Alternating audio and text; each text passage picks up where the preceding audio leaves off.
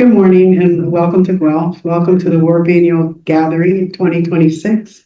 It's our tradition to do a land acknowledgement wherever we're meeting, and it's my honor to do it this morning. And I want to just say we acknowledge, Marie France will be doing it in French in a minute. We acknowledge that the University of Guelph is located on the ancestral and treaty lands of the Attawandaron and Anishinaabe Haudenosaunee peoples.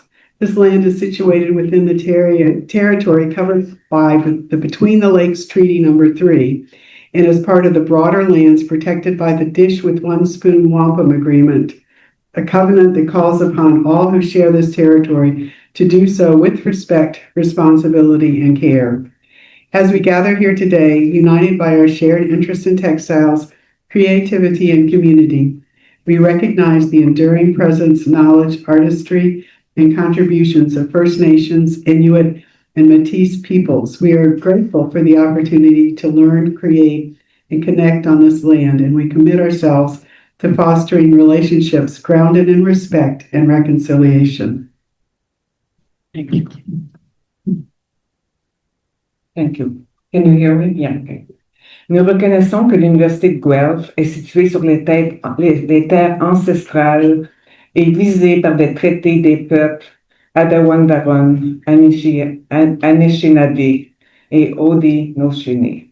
Ce territoire se trouve dans la région couverte par le traité numéro 3, Between the Lakes, et fait partie des terres plus vastes protégées par l'accord Dish with One Spoon, une entente qui invite toutes les personnes partageant ce territoire à le faire dans le respect, la responsabilité et la bienveillance.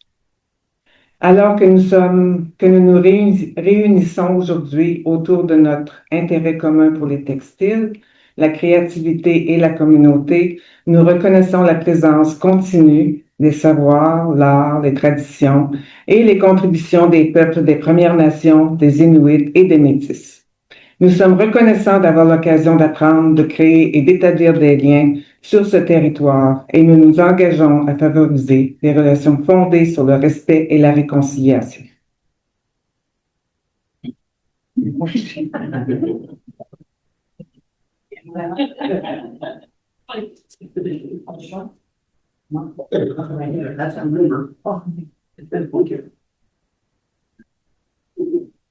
It's so cute. Hi, everybody. Let's see. I know that not very long ago, a lot of people were still just starting their breakfast, so they'll just miss out. That's all. I got a little message here. Good morning, by the way. I'm Deborah Chandler, for those of you who don't know, and I'm starting our party today. So for this moment, I hope that most of you remember your license plate numbers because that's all the information I have. MO1WHD. Anybody know that car? Good, you're in the wrong parking lot. So you need to move from P14 to P15.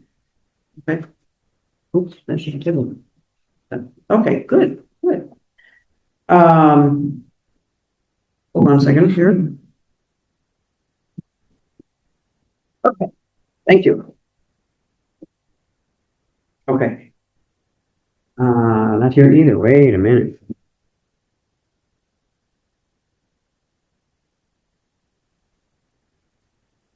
I apologize for seeming so disorganized. We've had a busy morning that started at 6:30 with our first, here's what went wrong phone call. So we're catching up. Okay.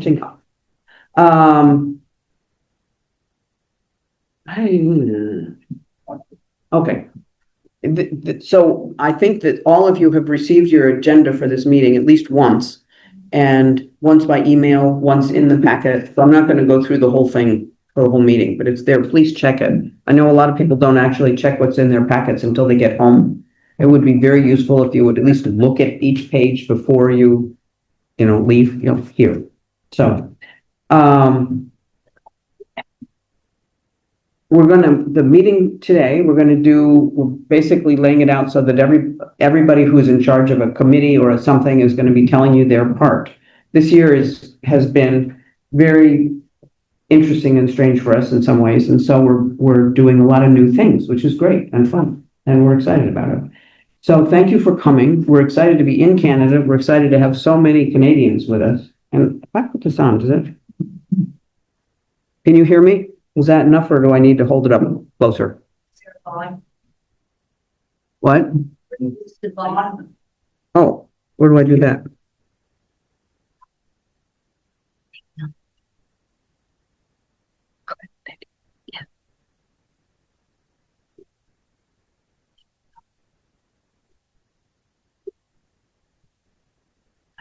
Sorry, I'm gonna have to do Okay, that. can you hear me now? No, it's still the same? Hold on, I got you. I'll just hold it. I'll clip it to my ear. All right, try now. Okay, can you hear me now? Nope. Okay. Nobody's saying yes. All right, we'll try again. That person said no. Anybody? Can you hear me now? All right. I'm holding it. That's fine. I can do it. Okay. This is within my skill set. We're not gonna tell anybody, that's me. Yeah, that's what I think. 2 times have I tried having long hair since I've been an adult, and both times it has been what I consider a failure, and it's not gonna happen again. So we're gonna go through all this. We're going to have a good question and answer period at the end when we want to hear from you and hear what you're happy about or what you wonder about or whatever we want to hear, okay? So if you have questions as we go that need to be answered and in the moment, raise your hand and say, wait, can you please say that again? Or if it's something more general, then hold on to it for the question and answer period near the end. And we're going to, so I'm up here to start with, but Diane is going to be doing a lot of it and then other people will be doing it. So you'll get to see lots of us, which will be fun. This has been a really interesting year for WARP. Very difficult in some ways, really wonderful in other ways. One of the big pluses of it is that we're reorganizing, getting our infrastructure rebuilt, coming up with new ideas for ways to do things. And so you're going to hear some about that today. And the big would be an elephant in the room if we didn't acknowledge it is, where's Kelsey? And all that goes with that. And Kelsey is on leave. And that's part of what has made this year so interesting. So Kelsey's on leave and she's going to be having a baby in August, which we're very excited about. Cyrus Wayne is his name. And so because of that, we're doing things differently, obviously. I'm not Kelsey. So we want to acknowledge that. And we also want to say that we're missing 8 or 9 other people also this year. This has been a tough year for our heavy hitters. So the people who you always see at these meetings, we're missing, where's my list? We're missing who we want to acknowledge and love. Beth Davis, who's on the board and is recovering from triple bypass in open heart surgery. Adrian Sloan, who's the one who always whistles to get your attention. We're missing Adrian big time this year. And Adrian is also working on heart problems. Linda Temple has back problems. Kelly Kosa had cancer and very suddenly died. She's the one who's been doing all of the tech stuff for us for the last several years. Daniel, who comes with Kelsey and does a little bit of everything all the time, is not here since Kelsey's not here. Esther Budd, who is not a long time one, but she lives near here. So a lot of you may know her and she might show up today, but she didn't think she'd be able to. She's just gotten sick. And Cynthia Alberto, who used to come all the time and then got cancer and had to leave for a while and was better and was coming back. And now all of a sudden has to start her treatments again. And so all of these people were missing a lot. And that's been a kind of a kick in the gut this year also. Oh, and one other room issue. I just found out there is a way to bypass the air conditioner in your room if you're freezing like we are. And it's, you go to the thermostat, and instead of doing any of the things that make any sense, do this again. What? If you press the menu button, we're not supposed to. If you press the menu button, one of the options is occupy. It says yes for the right arrow. If you push your right arrow button, it gives you the option to toggle the building to unoccupied. Toggle it to unoccupied.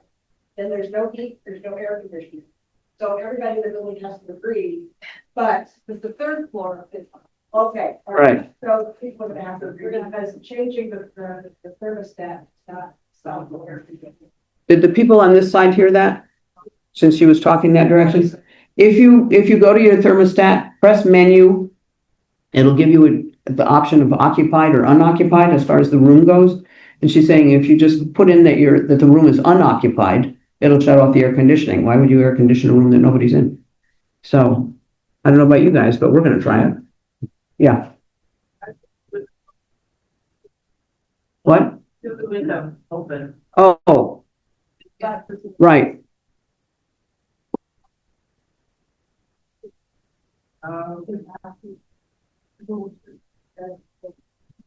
Okay. Right, that's, okay, open the windows. Yeah, Martin? You have to manually block it if you don't want people going up into your townhouse. Every single time you must manually block it. You can't push the button inside without your feet outside. And otherwise, anybody can go in, go up the next couple of stairs and waiting for your stairs, paranoid training, one of stuff. So. Okay. We're gonna manually lock situation. Did you all get that? On the doors, it says, please lock the door when you leave. Ours, I can't move the handle anyway, but she said, make sure that you do it, check it, because if you don't do it the right way, it doesn't lock. And you may need to do it with your key. Okay? Donna?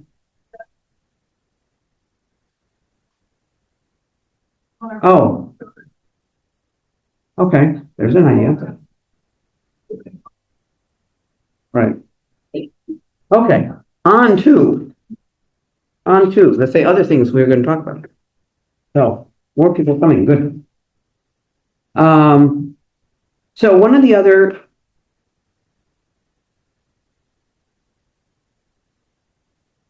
Oh, good, yeah, okay. Okay, so one of the other things that I wanted to say, see this nice basket? Thank you, Marianne, wherever you are. Where's Marianne? There's Marianne. So I told you Kelsey's on leave, and I told you Kelsey's going to have a baby. There's one more piece of this that's very sad news, and that is that not very long ago, a little over a month, Daniel's father was asleep in his house, which is next door to Kelsey and Daniel's house, and the house caught on fire and burned to the ground, and his father was in it, but they got him out before he was completely burned up. Unfortunately, he was in a burn unit for several weeks and then he died. And this has been a monumental blow to the whole family, of course. And so we want to have a baby shower basket for Kelsey and the baby, and then whatever else they think they want to do with it. It's not about that, it's just about everything. I mean, we're excited about the baby too, so we probably would have been doing this anyway. But this is going to be up front, and it's going to be following us around wherever we are. Actually, we're going to be in here most of the time, right? In this room. Oh, yes, thank you. That's a little embarrassing. For those of you who have not been to our meetings before, which is quite a few of you, Kelsey is our executive director and has been for the last several years. And she is, I don't want to say a force to be reckoned with, but she is gentle and sweet and loving and wonderful, and also very smart, and has kept most of Work's archives in her head, which is why we're in a tizzy now. And she runs these meetings, and she does an amazing and magnificent job. And so we miss her a lot by her not being here. And are we on virtual right now? I thought so. Hi, world, wherever you are. Anyway, so that's part of why we are having this extra big basket. Okay, so we hope that you will contribute in any way you can, and that's completely up to you. This is very optional and anonymous. Okay.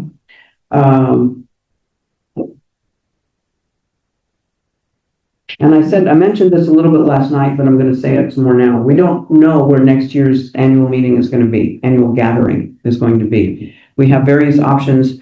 Part of our rethinking things is we're not even sure how we're gonna do the meeting, much less where we're gonna do the meeting. So, if any of you would like to be on the annual meeting committee, let us know.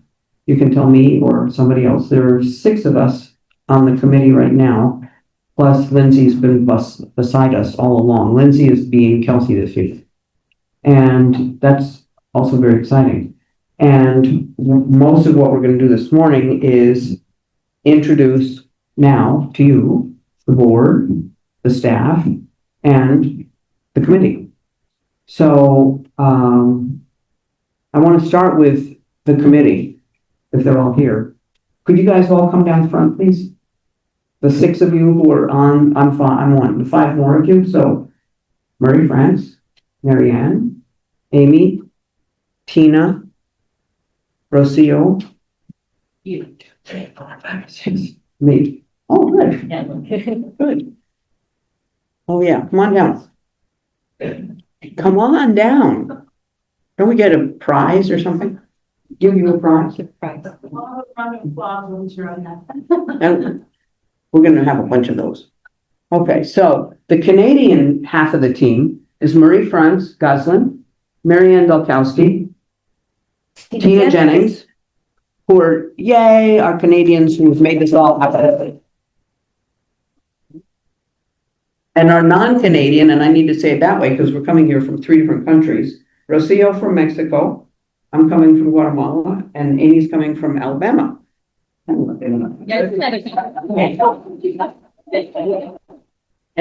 we've been meeting since last year until the end of the year. We met every other week. From January on, we have met every week. And I can tell you, none of the meetings were fluff. They were always things happening. And as of how's today going, let's have another meeting. So this is the team that is making this happen. Next, I want to call the board of work, which is 9 people. And, oh, I was going to keep you here, but that's okay. Go ahead. Yeah, so Rocio can stay. 9 people minus Beth, who is at home recovering from, or in Boston, recovering from her heart surgery. And so there should be 8 of you up here.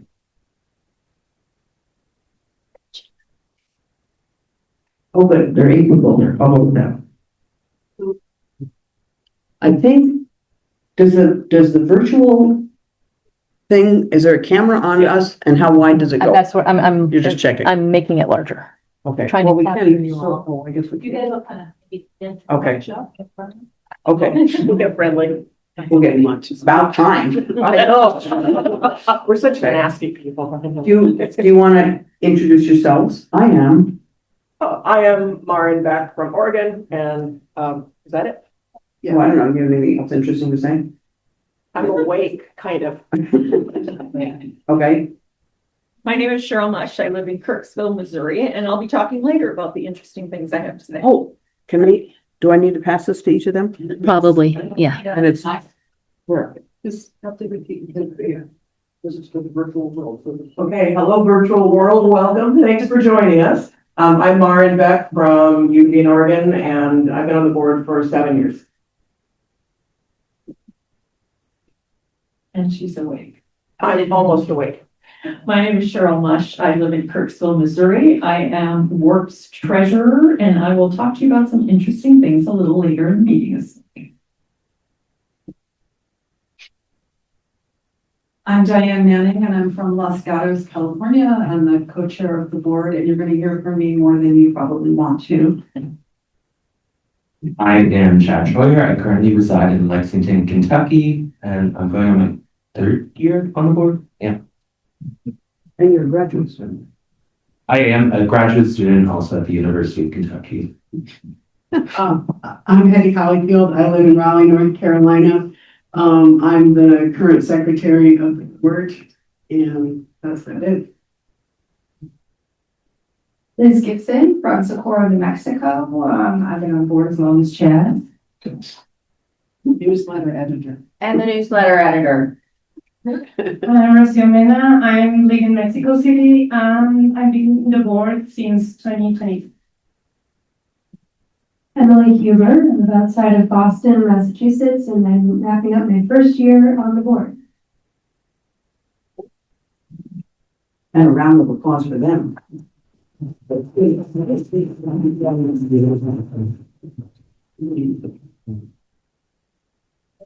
You want to? Amy, who's next? Diane asked if we should turn this off. You're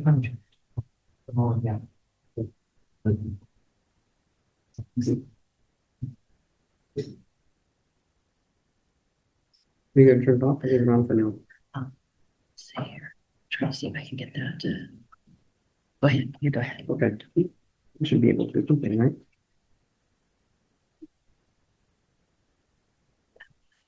So that's, you can see we're a little bit less crisp this morning than sometimes, but we're here and we're happy and you're here and that makes us really happy.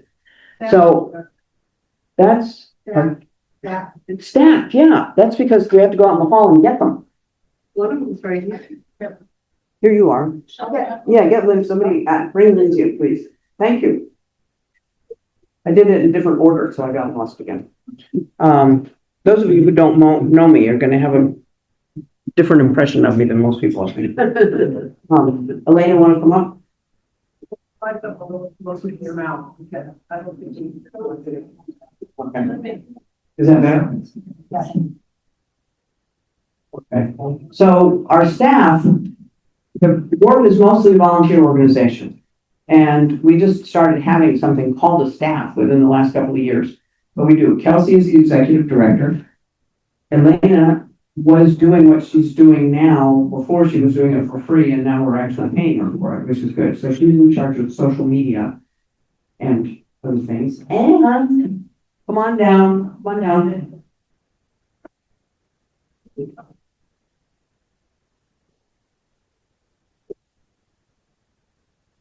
This is Lindsay.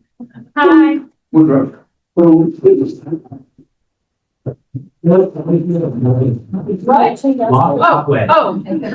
Walk this way, okay. Yes. Hi. Perfect. This works. Perfect. Hi. Okay. Oh, hello, virtual Oh, so people. we need to be between these two? Okay. Okay. Okay, you can. If you don't see Lindsay a lot, it's because she's running around making everything work. But here.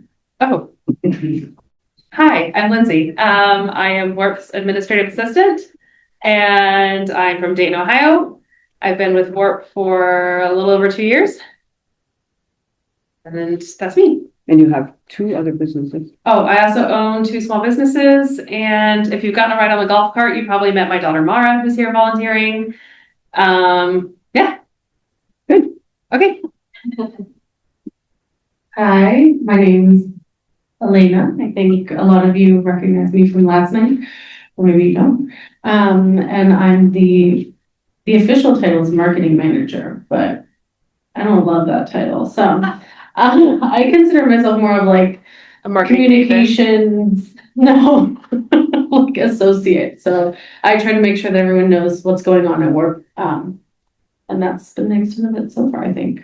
Anything else? You have another job too. Oh, right. Yes. My 40-hour-a-week job is I'm the director of communications for Limo's Horizons Shield in Guatemala, which is a education nonprofit based out of Chapulquiche, Guatemala.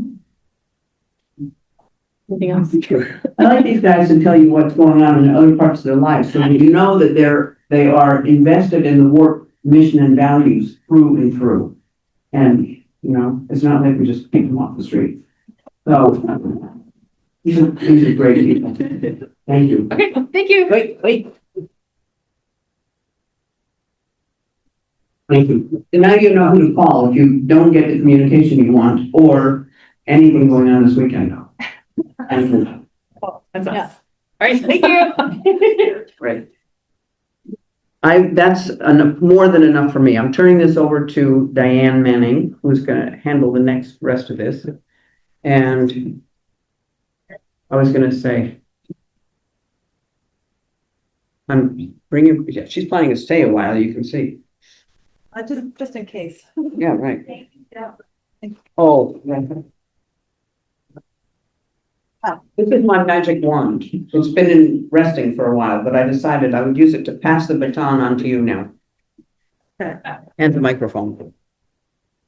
Thank you, everybody. Okay. For your patience this morning.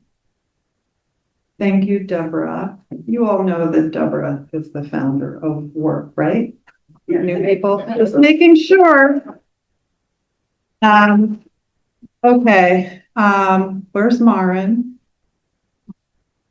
I'm gonna talk about Maren.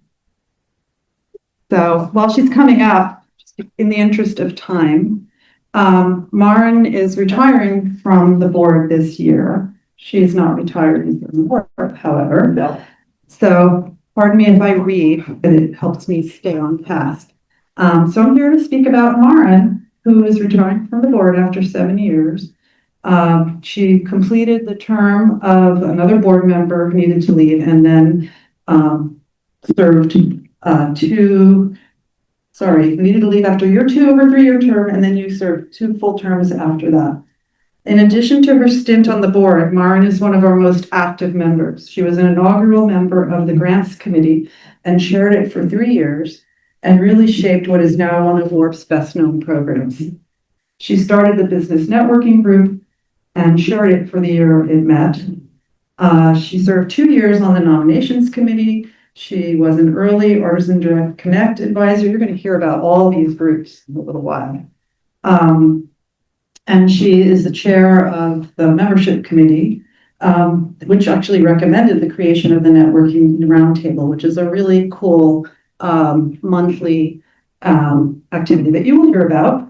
And she organized the annual gathering marketplace for the last 3 USA meetings. And somehow, in addition to all of this, she manages to find time to run her nonprofit Above the Fray, which she co-founded with her husband, which is dedicated to traditional hill tribe art of Laos and Vietnam.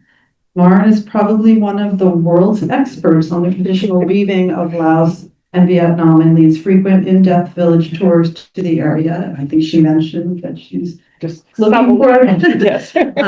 She also co-authored with her husband the book Silk Weavers of Hill Tribe Laos, which is published by Thrums. So I asked a couple of your fellow board members and committee members to tell me a little bit about what makes you an integral part of the WARP family. There's nothing to worry about. So from Deborah, as a board member, I loved how Maren's brain works. Thoughtful, insightful attention to real details, pre-seeing potential bumps in the road for ideas we had. What may have seemed like minutiae to me were great time savers, keeping us pointed in the right direction that we needed to go, keeping us from predictable errors. She also appreciates good humor, is supremely dedicated to the artisan she works with. All those 2 things get her a gold star in my book. There's more. And Pauline, who is our treasurer, the enthusiasm and energy she puts into everything she undertakes, it goes from making quilts for her loved ones to preserving food for the family, to all the things she does for her analytic approach to issues with her business hat on, her embrace of her friends in Laos and Vietnam. She will be sorely missed on the board. From one of your committee members, Maggie. I've known Maren for a little over a year, and I continue to greatly admire her authenticity, genuine concern for ensuring that artisans are fully recognized for their work. Today, more than ever, we need more people like Maren, thoughtful, with a beautiful and welcoming smile. And then there's me. I first met Maren when I read a posting in the WARP newsletter, now called The Quarterly, looking for volunteers to join the Grants Committee. It seemed like the perfect way to get my feet wet as a WARP volunteer. I served with her until 2025, and now we are also on the board together. In addition to echoing what everyone else has said here, I just want to add that on the Grants Committee, I appreciated your fierce advocacy for being true to our mission and supporting artisans from small communities and far-flung places who, because you know from personal experience, needed but would be unlikely to get this kind of support anywhere else. I'm going to close with Beth Davis, who usually pens a poem for these occasions, but was not able to do that for today, but she did send a note. And she mentioned something that Rocio also said in her comment, that when you introduced yourself at the Welcome Circle at our annual meeting in Kent, Ohio, you said, my husband and I have more friends in Laos than I do in the United States. And then she looked around and she said, well, wait a minute, somewhat stupefied. That's not really true because I have all of these work friends. For those of us who had the honor of Maureen's friendship, I've truly enjoyed her wit, wisdom, insight, competency, generosity, and bright red bathrobe over many years. For those of you who are on committees with her, you probably know that she attends every Zoom meeting in this very bright red bathrobe. Because it's usually early in the morning in California. Oregon, whatever. Or Oregon, sorry. Yeah. Anyway, so Maureen, to thank you for your many years of service to the board, I have a little gift for you. So last night, when we were showing all of the textiles that were donated, we had Maureen look at all of them, and then we had a little spy watching you to see what you liked. And your eyes asked me to do that? Yeah. And so your eyes lit up when you saw this item, which is one hand I'm trying to open. Oh, this is the most beautiful, I would had to show people, it was so gorgeous. It's like, the fineness of the embroidery, and it's just so precise.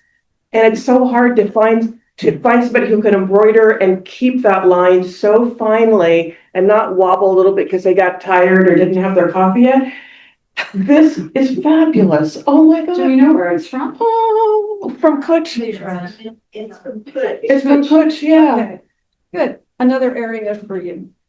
Oh my gosh. Thank you, Maureen. Oh, I can't believe it. It's Rabari. Rabari. Yeah. Oh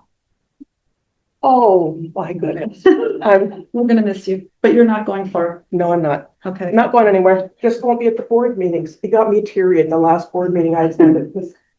You guys, okay, here, Hold that. if you haven't had the opportunity to volunteer with WARP, this is the best group.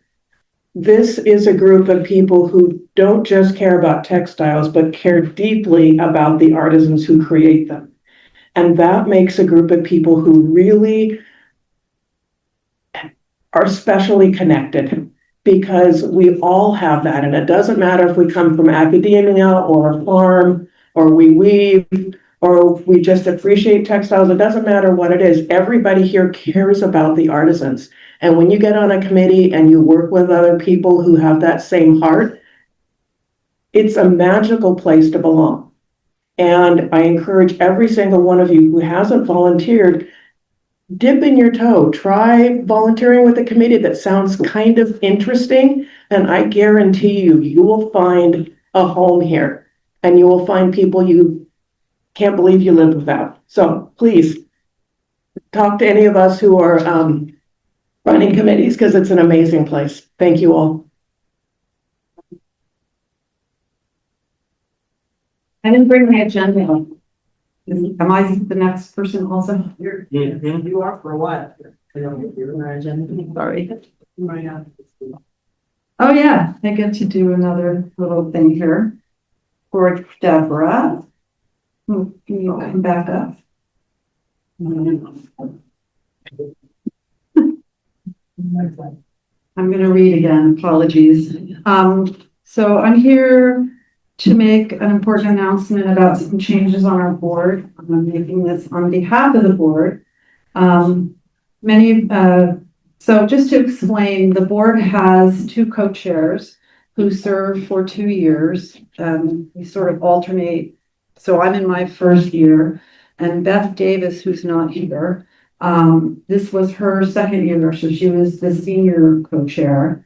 Her term is ending, so we needed a new co-chair.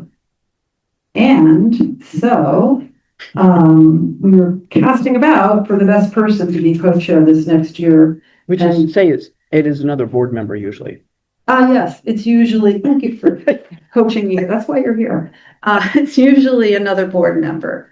And we've had a unique situation this year. And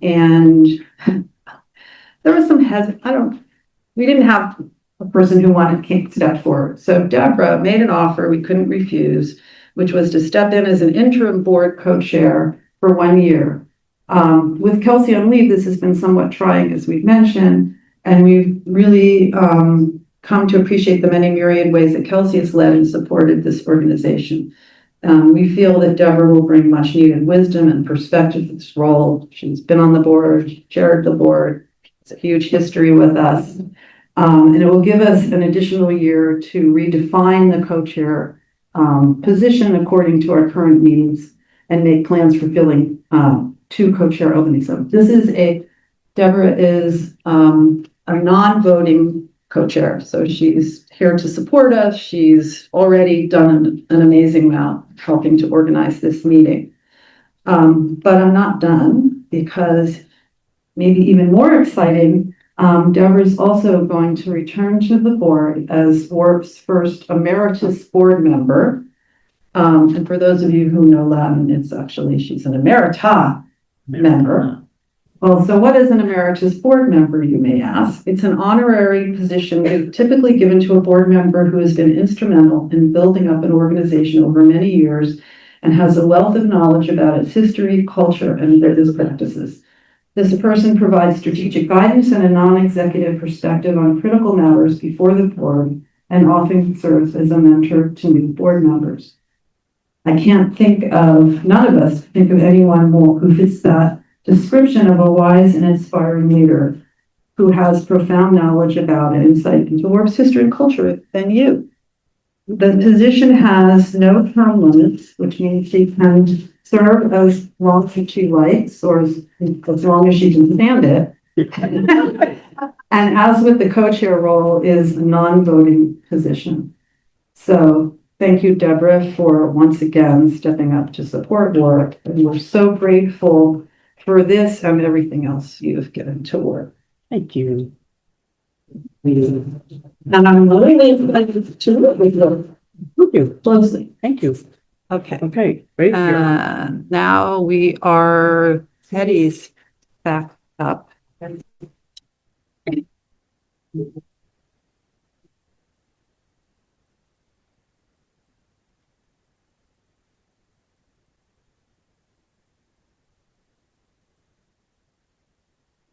No, it's kind of tricky let me get.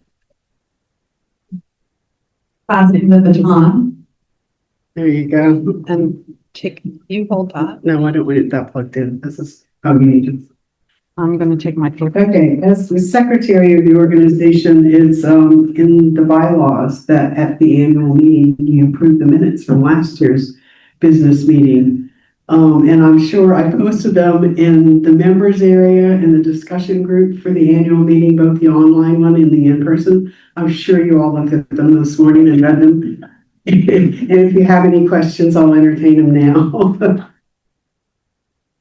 So can I? Website.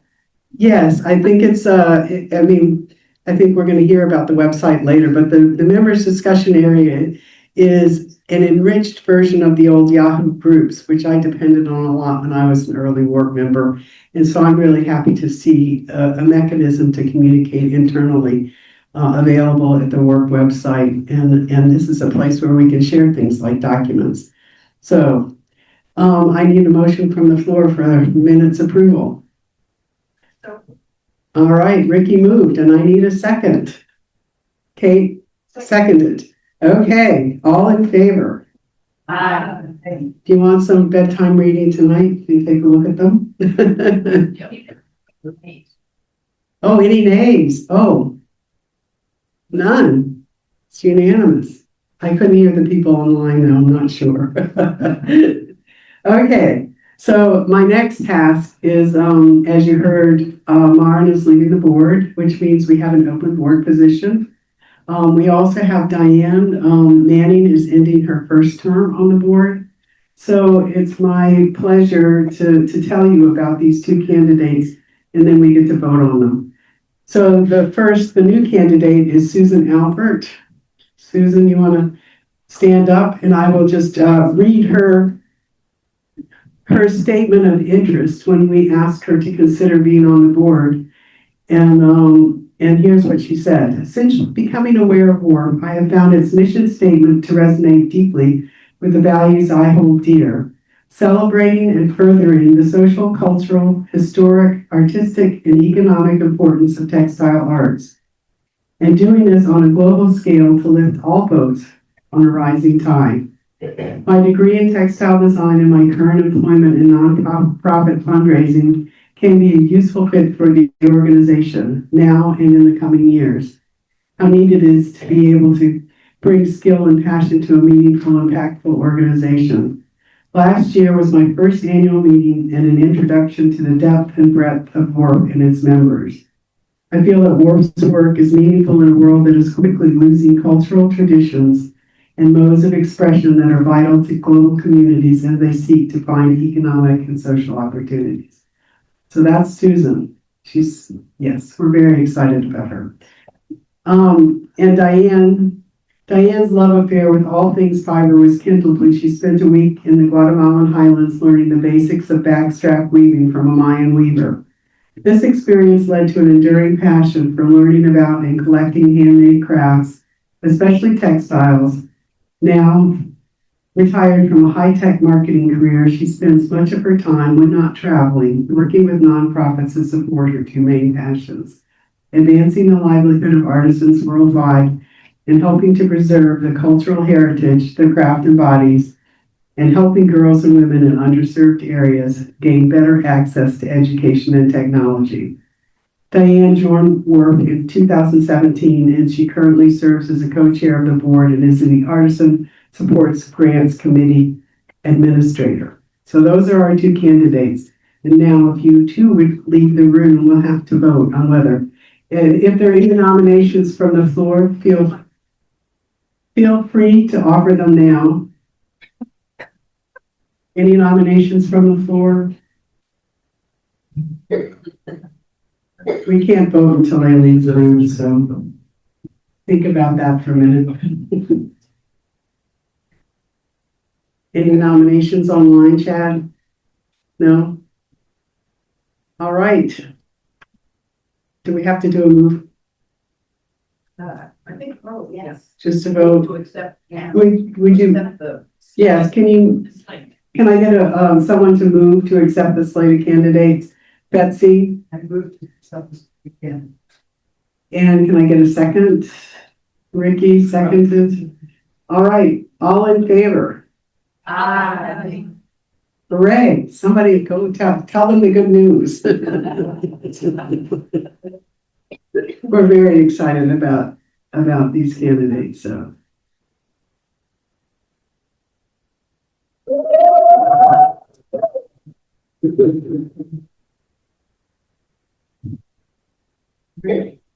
Cheryl.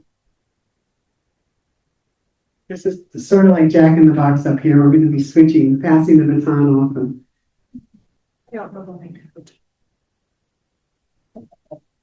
Don't forget these, but these yours. yes.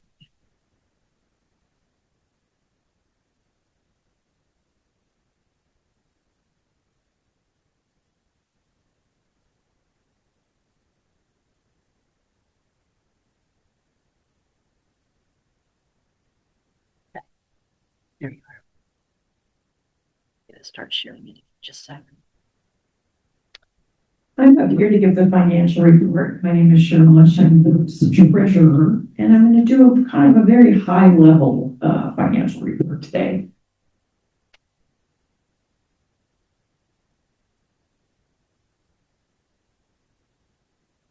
Is that your, no, that's not yours. It hasn't renewed. Just a second, I have to reset it. Yeah, there we go. Okay.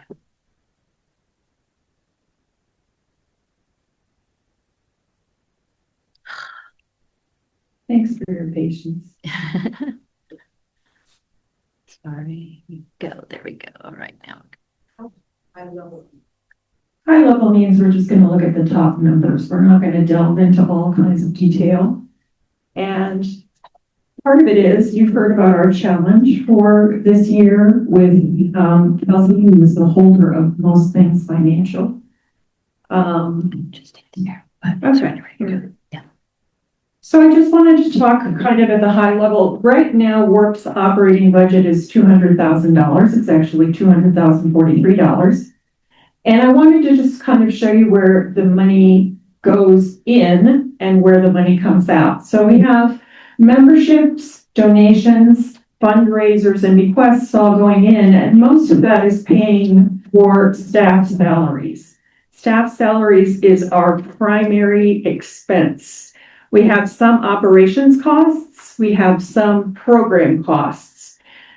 So those are the things going in and out. And I wanted to put on the bottom kind of the artisan grants, because any money that comes in for artisan grants goes right back out to artisan grants, and I'll talk about some of those a little bit later. And the same thing with the annual gathering. So if you look at this, we're really trying to support staff salaries. And the reason we're trying to support, oh, no, I can't get this to go. The reason we're trying to support staff salaries is, and I want you to remember this number above all numbers, 100% of what work does is about mission. The staff is working toward mission every day. The board is working toward mission every day. So when you look at any of Warp's numbers, 100% is going into supporting the mission of Warp. So keep that number in mind. Oops, I don't know what I did. Sorry about that. No meeting is not. I'm so sorry. I just got one more slide. So work has been supported in the past few years largely by larger gifts and bequests. And I just wanted to say thank you again for these. The Ellen Merritt bequest that we received in 2022 of $50,000 has been used for a matching grant for support of the grants program over the years. So for every $5,000 that's given for the grant program, $5,000 goes in from that bequest. The Leslie Grace bequest in 2023 was about $25,000. We have used much of that up on operations and systems and website revamp this year. And then there's also the Taguchi Family Fund, which gave for scholarship travel, and we have grant matching fundraiser donors. One of the things I want to ask you is to think about this whole bequest issue, because this is what Warp is running on. And I also wanted to say just briefly, we know that these salaries are our biggest expense. And we have an anonymous donor who has promised the largest gift that we will be getting to support salaries in the next couple of years. So this is really, really important. But Warp cannot run without donations and bequests and that level of support. So if you value Warp, I would encourage you to support us in any way that you can. We are 100% mission driven. I'm going to hand it on to the next person. Which, I think it's good.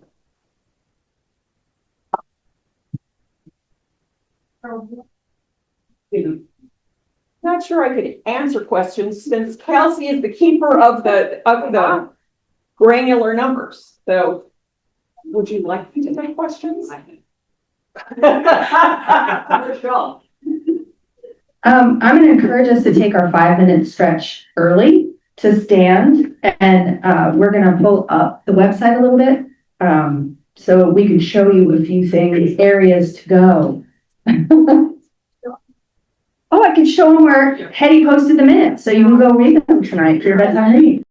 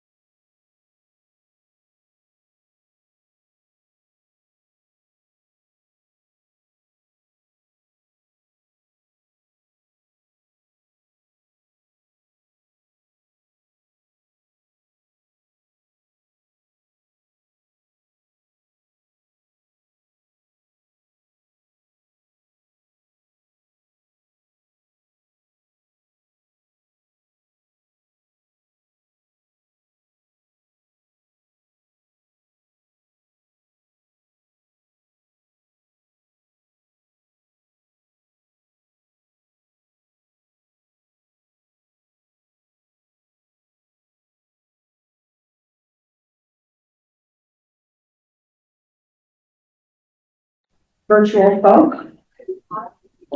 Then here's this, so it doesn't fall on you. So that's the thing. Yeah.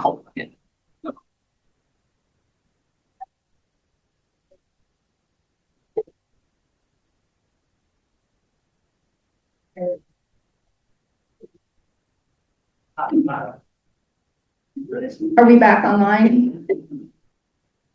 Are we back online? Yeah. Okay. Yes? Did you have a question, Ben? Shut up, hear my stuff, I don't know. I don't know what it is. That's what- That's charging. Yeah.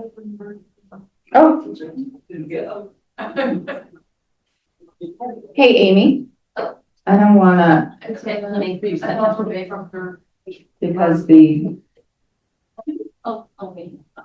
think the Zoom stuff is at the bottom now. Okay, yeah, let's see. Frizzle frazzle. Let's see. Yeah. Okay, give me a sec to think. Okay, yeah, go here. And we should. That's not us. Okay, hold on. I'm going to stop the share and restart. I want to carry on until our virtual folks are back with us. So, you know, they don't miss us. Hi, I'm Liz. We also, in all nonprofits, as we move along, we have a lot of interim subgroups, pop-ups. Let's tackle this project. And so Kelsey, Diane, and I took on reimagining our website. And websites mean a lot of different things to a lot of different people. You know, our goal now is to present you with a website we hope is most useful to you. But what the website revamp also represents to us are systems that can make us more efficient and manage our relationships and information better. And that almost websites can work as a subcontractor staff. So we would like our staff to spend less time chasing down stuff and be able to have access immediately to the information they need to serve our mission. So with the time I have, if you haven't visited the members area of the website, you can log in from the main site and it will take you here. We did move from one members area to another. So if you're having any issues with logging in, your membership details transferred differently, any other questions, we're around. Diane and I are both around. I have my laptop with me. I am happy to workshop through that. Whenever you move a big set of data from one place to another place, they always kind of match up a little differently. So you may see in some of your history that things may not look exactly accurate, but we're building. So in the members area, the homepage, and it may not look like it, and we have to get the link. If you click this banner, there is a video that will walk you through the elements of the website, how to sign in, where things are located, all of this kind of stuff. There's also that same information. We have a very robust frequently asked questions area. This is the 6-minute video that will walk you through the website pieces. And then, yep. That same video as the other. Yep. You know, websites, many links lead to the same place. And there's a bunch of the frequently asked questions that we both anticipated and continue to update as we are fielding them. I think the most common pathway and the action steps that we would love for you to take when you leave the meeting, if you haven't already done so, is if you click My Info, too close, it's going to take you to a view-only member directory listing. And this has been a big ask from members is, you know, we used to have a paper directory that we sent out every year. We've had various versions of an online directory that worked or didn't work. So this is optional, and it's not where you would edit these details, but it's where you can learn about each other. So this is mine. And if you want to opt in or opt out or update any of, I'm going to show you all my information. Oh yeah, I do have a test account, but let's keep it real. This is all the information under this tab here called membership. All this info is what you supplied to us when you signed up for work. So this is where you can edit any information you want to get back to us to update. And if you scroll down to the bottom, there is, if you want to volunteer, there's a question that asks, would you like a full listing? Or would you just like my name and nickname listed? And so it's an option. You can opt in to share your information. And all the questions underneath that opt-in are the information that will be shared with all of us. We'd also really love it if you would come and update your photo. So if you come here, click add a photo, add a textile, add your favorite landscape. And you can also do the same by updating your banner. And that will just enrich. I'm going to click over to the membership directory so that we have lots of nice work logos, but we would love to see your faces. For this page, and just quickly on someone's address and phone number, is there an alternative format that you go to that has just a straightforward listing with many more names on it? No, what you would want to do if you're looking for an individual member, and we also opted not to include email and phone numbers because even though it's a private directory, we went back and forth on that. So if you come over here in the filter results, right, and you're looking for somebody, you can search by their name and bring up their information here. And you also have this opportunity to connect with people. You can also message people directly through the site. So it's, if you need to get in touch with somebody, you can do so through, and there is a setting at the top. I'm not moving that one where you have notifications, and you can set your notifications if you want them to go directly to your email. So say, I want to get in touch with you, Sarah, and you have your notification set so I can do so. Then you'll get a notification that says, hey, Liz is trying to get in touch with you.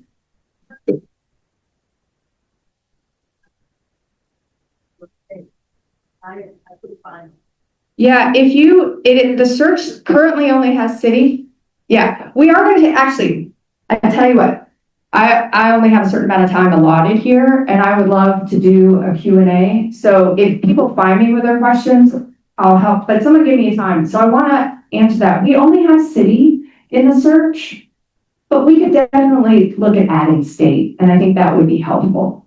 So let me say this too.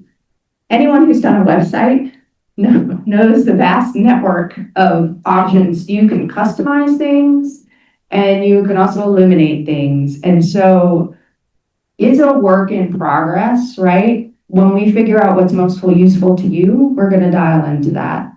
But I do want to stress that the directory we spent almost 2 years without a functional directory. So the fact that we're here is good news. And so, so we want to hear how we can make it better for sure. And for right now, we want to make sure you can get on and navigate and do the things that you need to do. And the other part of that, as Hetty said, is the discussion groups. Now, I was involved way back when we got online for the first time, right? Been around that long, from analog warp to digital warp, and I have never seen any organization that is more primed for online networking, right? We are a networking group. We're all over the world. We're in all different time zones. We speak many different languages, and the ability to connect in this space in real time is a real value. So this is the discussion groups that Hetty talked about. How am I doing on time? Okay. And we plan to expand. Committees can have their own group we can make them private, so if you want to discuss with each other, that's great. But the work news, for instance, is where, did you post it in work news, Hetty? Posted in the annual meeting. Oh, annual meeting. Anyway, is where she posted. I do want to talk about communications and context of the website, because this is not meant to be our primary way we communicate with you. Elena, will continue to drive all of our email correspondence, posting on social media. This is in addition to, and it's going to take us a while to figure out the best way to, so we hope to post everything everywhere, not only here. I don't want that to be the message that you take away. So it's an additive format. I think for now, that's the best. It's here. The future, I also want to thank the membership committee. So when we were rolling this out, and I see members over here, they did a very thorough testing. So it was our small group got the hardware, and then we rolled it out to the membership committee to run it through its paces. We also, if you've experienced any lag time, we've recently upgraded to a premium server, or we gave a little kick to our contractors to get us up on a higher grade server so that we can get some of the speed going. And Maggie, I think you're virtually, thank you for providing more hard data for that. What else do I want to say about the web? I think it's here. Please enjoy it. Find me if you have questions. I'm happy to open my laptop, pull it up, help you get going, logging in. If you see duplicates, you need to edit something, it's not intuitive. We'd love to get that feedback. This is an interim committee, and I think over time, we're going to have to make it a permanent committee that has to do with user interface and making sure that we have the engagement piece right. I do want to stress too, right now, we're still in an operational phase where we have a very robust membership management system that we can track relationships over a long time. We have a very sophisticated donor pathway we can put in. So these systems we are working on, and I see it as like a 24-month process to get to where, I mean, it's an ongoing process where we want to be. So thank you.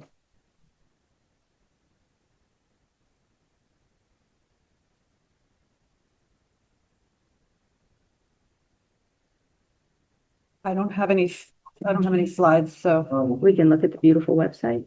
you could look at the beautiful website. I just want to add one thing to what Liz said. There is a mobile version of this website. I'm just going to say it hasn't quite received all the love that the desktop version has received.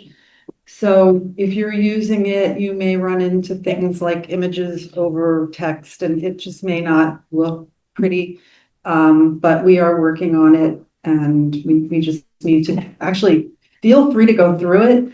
And if you find issues, there's an email for website, there's a contact for website, and you can send a note to that, or you can contact me or Liz about that. Okay, so this next part of the meeting is going to be telling you all about our committees. And if you're new, and I know there's some new people here, and I think you've heard it already, the committees are really the lifeblood of this organization. The committees are what makes WARP run. All of the programs that you might be taking part in are the work of a committee. So the panels, the monthly panels, it's a committee, you're going to hear from them, the fireside chats, the membership committee. Anyway, we're going to run through, there's 10 committees, and they're going to give you a quick rundown of who they are, what they do, what they've accomplished, and probably a plug to, if any of them appeal to you, to please find that person and express your interest. And so I'm going to start this off by actually talking about the volunteers by talking to two of our volunteers, Marie France and Rocio. It's gonna be a quick little Q&A, and if we had chairs and I'll make this like a real Q&A. So I'll just tell you a little bit about each of them, and then I'm just gonna ask a couple questions to give you a flavor of what it's like to be a volunteer. So I think you all have heard about Marie France. She's been a member for over 10 years. She's a weaver, a sewer, a dyer, and an avid traveler. She's been an active volunteer for the last 4 years. She's on the organizing committee for this event. She's recruited vendors for the marketplace. And when our volunteer coordinator, Debbie Durham, was not able to attend, she took over that role. And that's why you saw her passing around sign-up sheets for the golf carts, because she's assigned all the volunteers who are making this event run. And thank you to all of you who are doing that. And let's see, and Lucio has been a WARP member since 2014. She's a designer, natural dyer. She's been an indigo lover, board member since 2022. She's on the marketing committee as the blog coordinator. Hopefully you all know about the blog, which you might hear about later, I'm not sure. But it's, I'll let you tell them what it is. And she's also on the Fireside Chats committee. She joined the grants committee this year as part of the annual gap. She's like an Uber volunteer. So I just have a couple of questions. The first one is, why do you volunteer for work? Why do you think it's worth the time that you give? I started here, okay.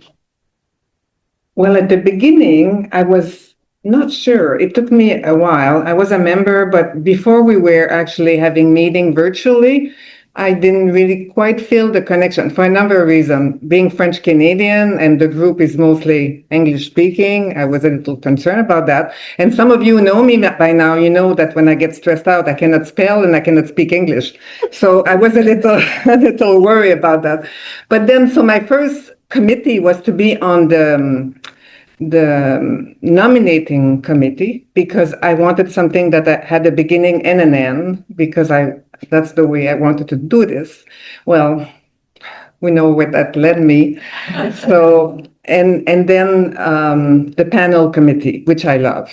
And I think why am I a volunteer? Because first, the group is wonderful. People been really encouraging. I learn new things, because also those who know me from the organizing committee, I absolutely hate spreadsheets.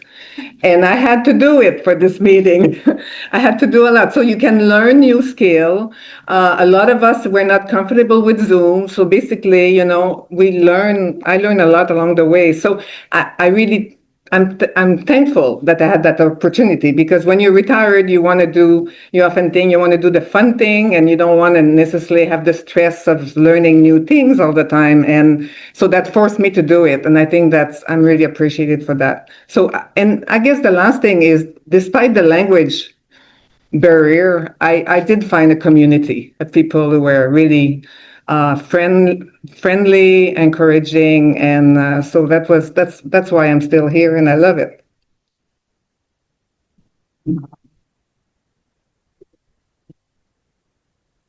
Okay, so first of all, I always say that WAR people are great people. I always say that because I believe it's true. I found in WAR like a really nice community of people who have the same values as me. So, you know, I'm Mexican, so I have the same issues as Mary France.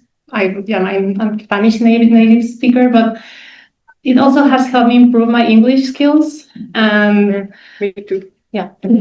So, yeah, I have been a member of WARP since 2014, but I've only been on the board since 2022. And I feel like since I joined the board, like I could felt like more connected to it and to the values of WARP also. So it's like really rewarding to be part of this community and to help WARP in all these different committees. Yeah.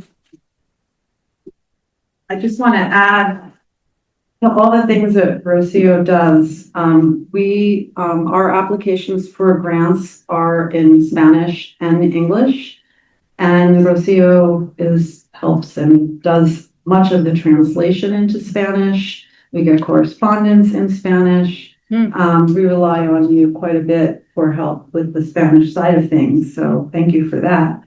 The next question is, if you have volunteered elsewhere, I think you kind of answered this, but what makes it more special than other volunteer activities you've done?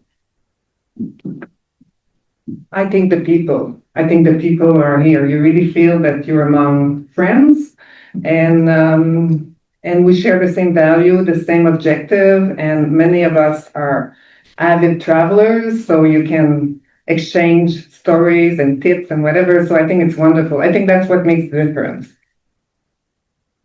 I also think that it's like authenticity. I think that other organizations, maybe they don't feel the same way as WARP. I think that WARP is like a feeling. So you feel that the people and everything around WARP is just surrounded with all this passion and love for what people are doing and supporting and connecting. It's funny, I feel like my life is virtual because I spend a lot of time with work and a lot of it's on Zoom, but it feels just as great as in person. And then it's great to actually be in person. Okay, another plug for committees. What would you say to the audience who might like to be on a committee, but are concerned they might not have the right skills or are not sure about the potential time commitment? I think I've talked a bit about that. So it's a great way to learn new skills. And the time, well, it's as much time as you want. Obviously, some committees are more time consuming than others. But Debbie, our volunteer coordinator, is really good to give you an interview and to try to identify where you would be good at and what committee would meet your needs. And she's the one who pushed me with the panel committee. I wasn't sure, and I think she was right. So it was a good fit. She spent a lot of time in trying to match people with the right volunteer opportunity. We're really lucky to have her when she's here. Yeah, I agree with Mary France. It depends on the committees. So, for example, grants can be like a lot of work maybe at specific times of the year, but maybe some other committees, you don't really need that much time. For example, fireside chats maybe. So it depends on what you want and on how much time you have available, or you only have summers, or I don't know. You can just come to us and we can tell you which one is better for you. I also wanted to add that from the last question, that it's really funny because Diane said that your life is on virtual, and I feel the same because sometimes I see WARP members more often than my actual friends that are in the city. So that's really, or I end up having WARP visitors or showing them Mexico City. So I feel like that's also really great. Oh, I want to add something. Also, even if you're traveling, you can still, because it's virtual, you can still participate. Because my first committee, I was actually spending the winter in Argentina, and I did everything from Argentina. So no excuse, even if you're not home. And we actually have members and volunteers who are on committees from other countries. Well, I'm on the country. You're another country, but I was going to speak to the virtual audience because of Maggie, who I think is here from Cape Verde. Oh yeah, Cape Verde. Which I know, I don't follow the World Cup. I don't know what happened, but I do know they won their first game. I'm not sure what happened after that. Okay, so the last question, Rocio, how is it possible that you could be on 4 committees? Because you have no life. It's like have a virtual life, no? Yeah, I don't know how that happened. I guess I just started to say yes to. I'm the same. Yeah, but even though it has been a lot of work, it has been really rewarding. So I would really recommend you, if you want to, maybe if you're a member but you haven't really connected with WARP as a volunteer, it's really different because you get to really meet the people behind, and you get to see a group of people every week or every month. So to connect with the values and with the mission of WARP. So I would really recommend you doing it. It's having a heart. Yeah, I don't know. We're out of time. Yeah. Okay. We're running out of time. Debbie, I saw your heart. Yeah. I'm glad you're here. Yeah. Hope we did a good job. Okay, thank you.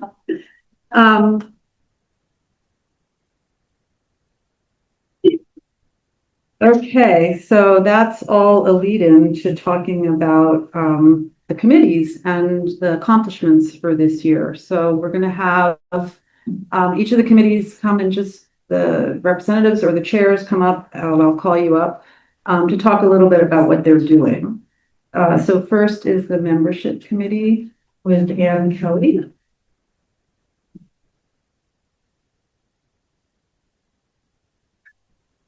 Thank you. So there are a few other membership committee members here, Maren and Ricky.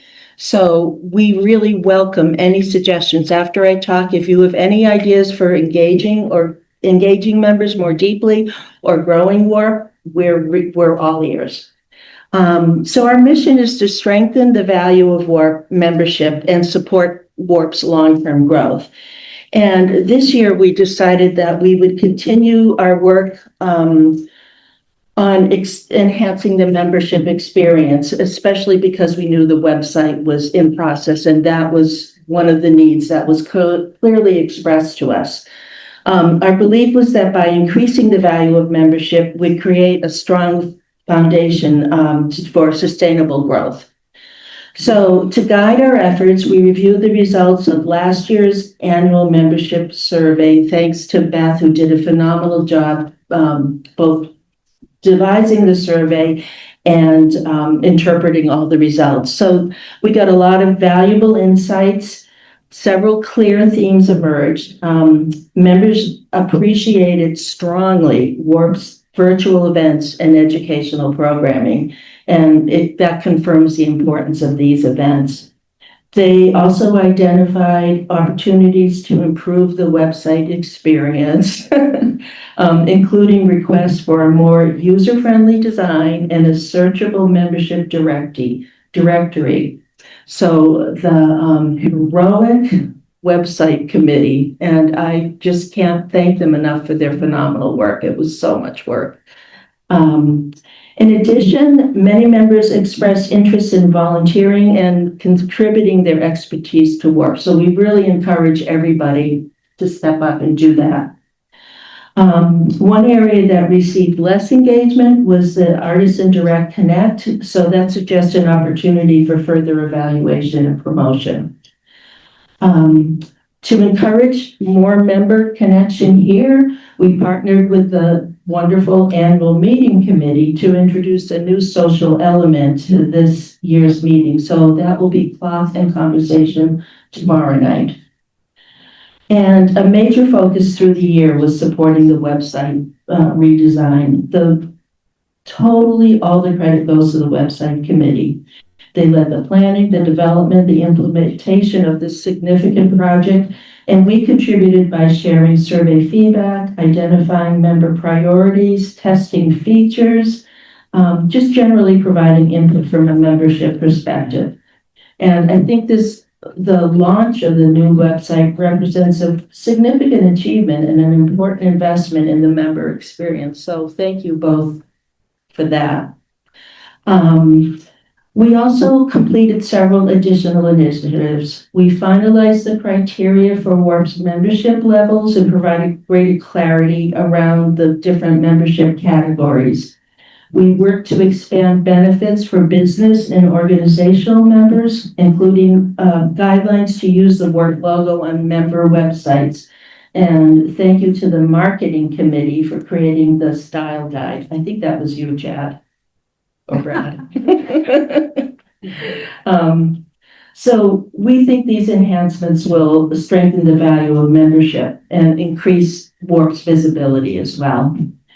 Another milestone was the continued growth of the Networking Roundtable initiative, and now it's spun off to be its own entity, and we're proud to have helped launch this, and we've entrusted it into very capable hands, so thank you to folks there. So as we look ahead, all these foundational improvements improvements, I think, are in place, are well underway. So we're shifting more of our attention now towards member growth and recruitment.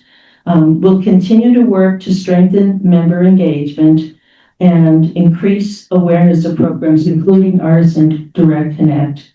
We want to communicate the value of WARP to prospective members and organizations, and we hope to expand our reach and strengthen our community and ensure that WARP is vibrant and valuable long into the future.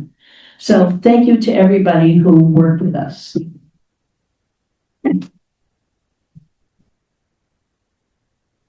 Okay. Yeah, ask me to circulate this. If people want to come on here. I know she, yeah, Another one. there's a sign up sheet going around if you're interested in volunteering. Sorry, wasn't holding it straight. Okay, next is Ricky for the networking roundtable. Hi, everyone. I'm Ricky Quintana. I'm based in Albuquerque, New Mexico. And let me ask a question. Of the people in the room, who has attended a networking roundtable session? So look at those hands. You will want to talk to them and find out about the experience. The networking roundtable grew out of the membership comments that they wanted more opportunity to connect with other members in a conversational context. And we've been working over the last couple of years to develop a framework for doing it. We're running 2 4-session series every year. We're not doing it every single month because people get busy in the holidays and summer travel. So we run a 4-session series in the spring, 4-session series in the fall.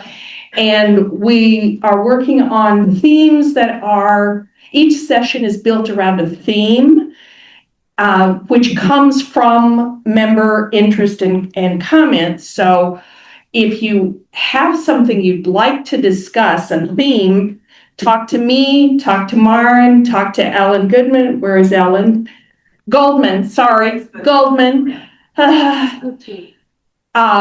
We'll take note of it. Just if you haven't looked into it, just to give you a taste, our early 2026 series included volunteering in retirement, impact of textiles in your life, health and wellness and travel, and we took a business networking revisited, looking at business in the new global and economic climate.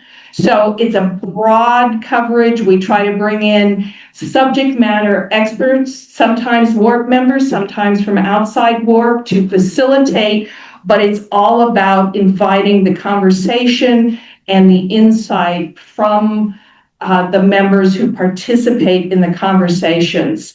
The thumbs up or thumbs down in terms of those who have attended one of these sessions. Just raise your hand.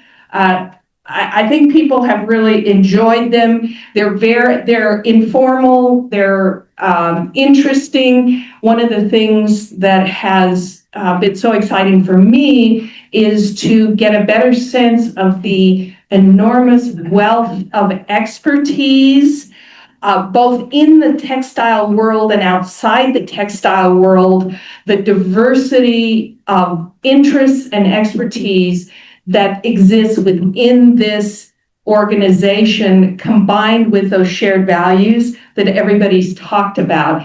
And we're super excited about our upcoming series. We don't have the details worked out yet, but it's going to be structured around the theme of how we can better live out our mission, act as a catalyst to support artisans worldwide in this changing economic and geopolitical situation.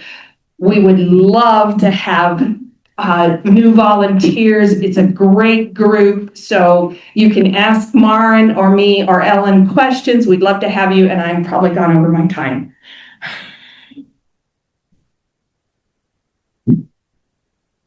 Okay, next up is Hetty for the Continuing Textile Traditions panel. We're a little behind, but I think we're doing okay.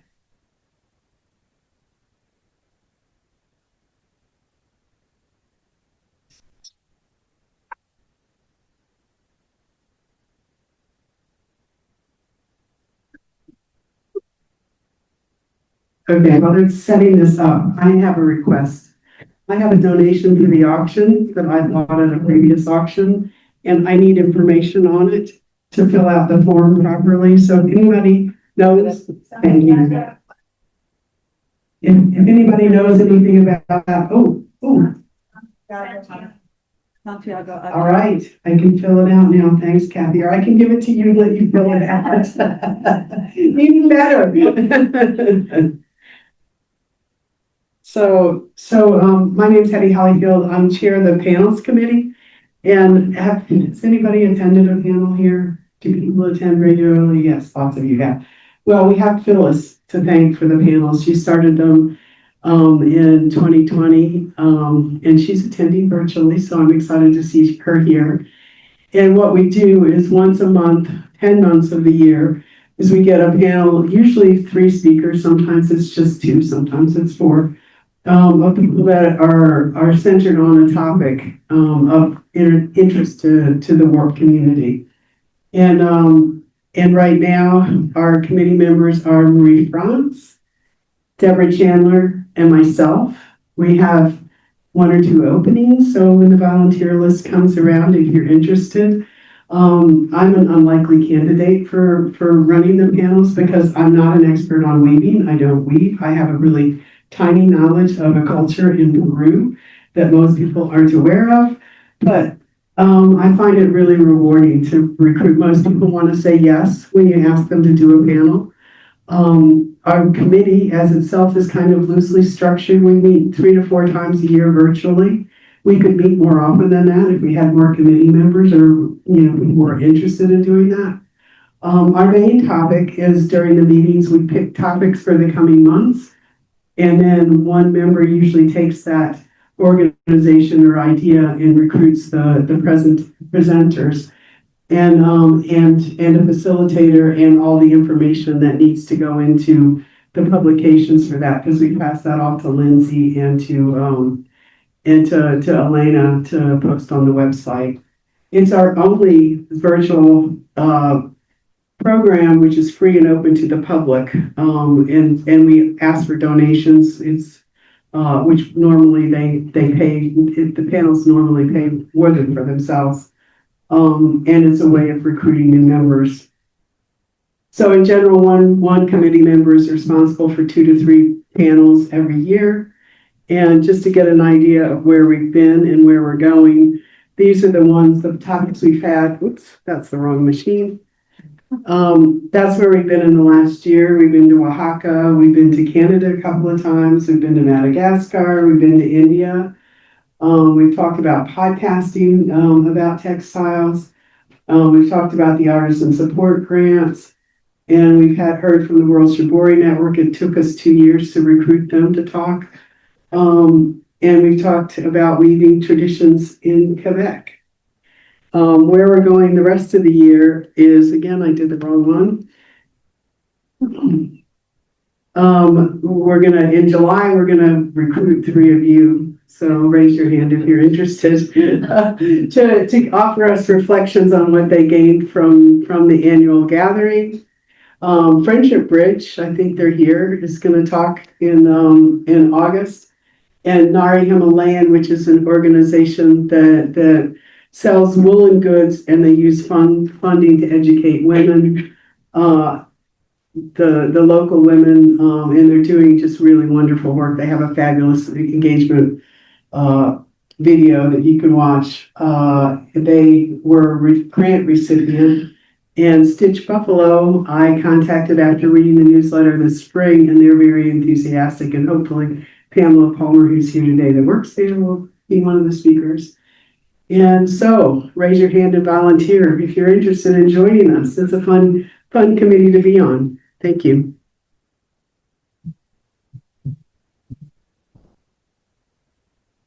Can I just add one thing, which is their panels are recorded, so you Oh, can, yes, you can you look at don't all. make the live panel, you can listen to them on YouTube, on our YouTube channel. Send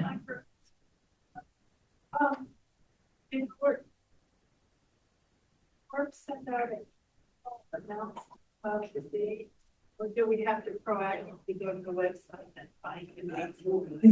Wait, we should ask this on the microphone. With the networking. You want to know, whether you have to go to the website to find out about it?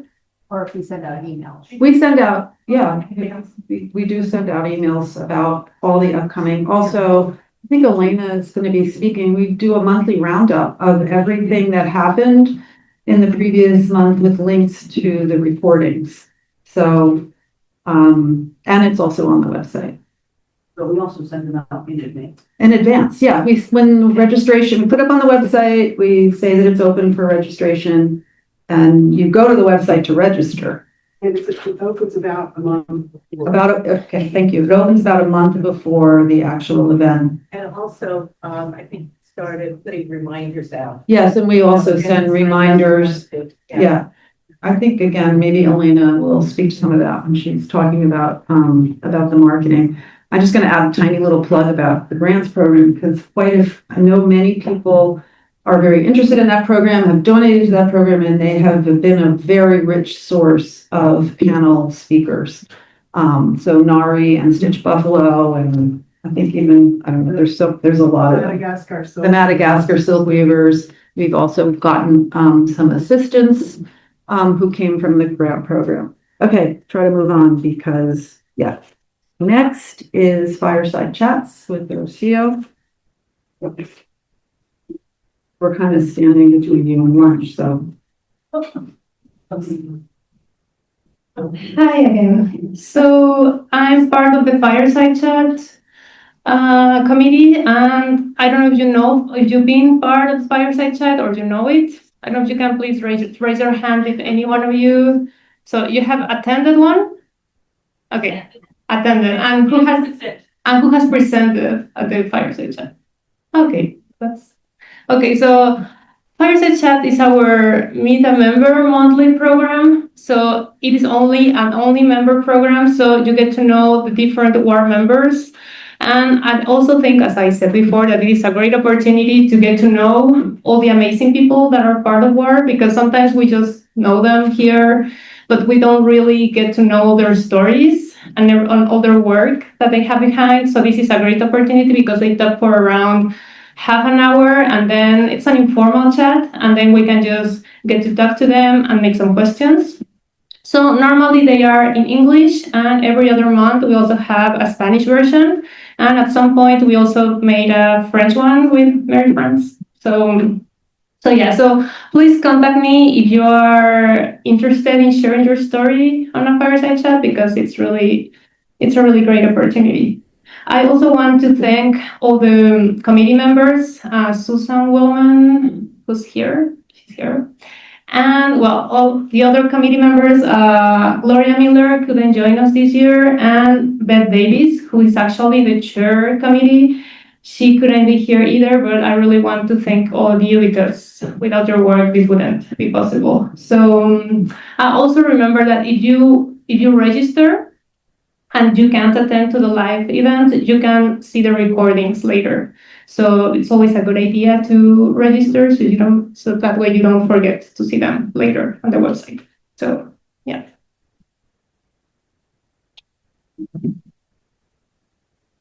All right, next is Liz for the Work Quarterly.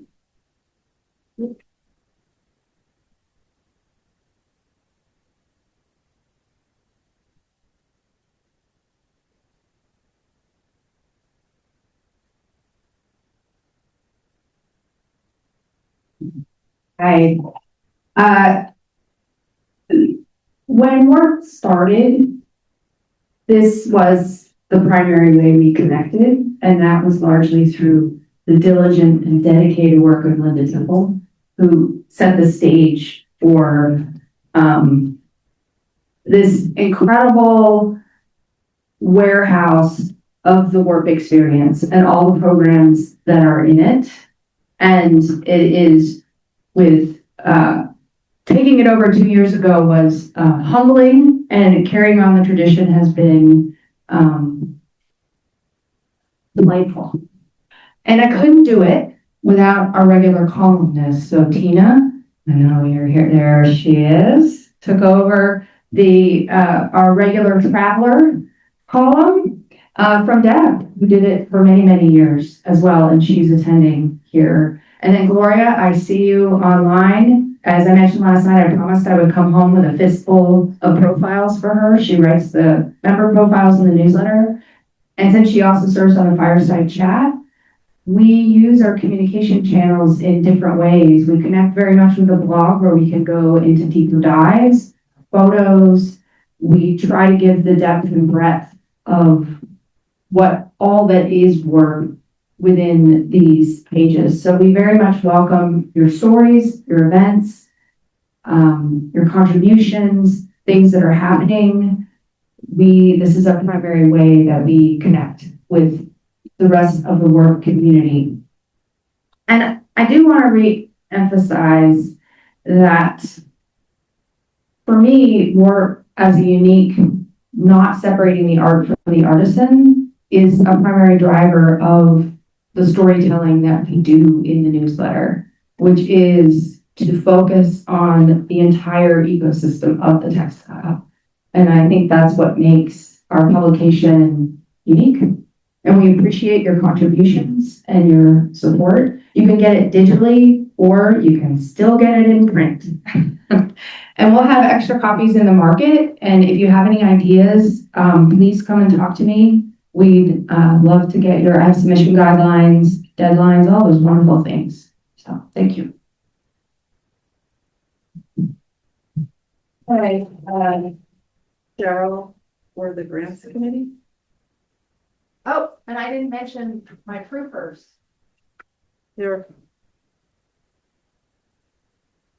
I just want to give a shout out to Karen, Sarah, and Cheryl, who have my back. If there's a typo in there, it's my fault, not theirs.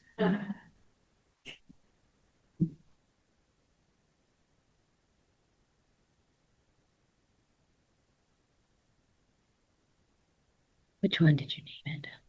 I put the finance and This one? together. Yeah, I think it should be this. You're just gonna go further here? Right there. Right there, okay. Let me do a share real quick. I'll get you in there.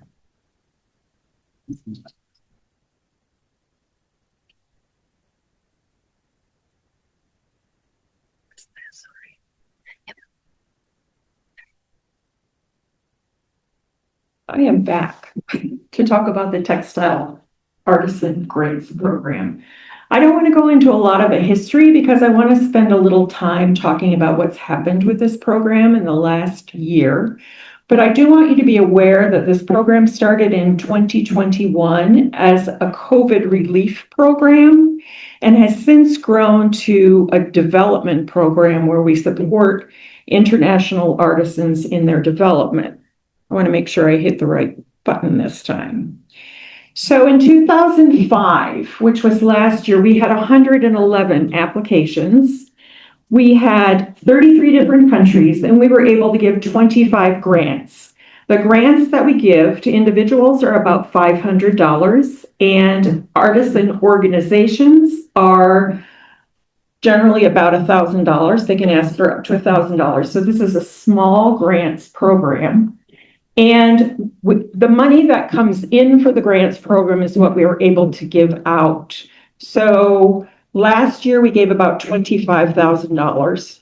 I expect this year we will also give about the same amount. But if you look at these numbers, we received 818 applications this year, which is considerably above.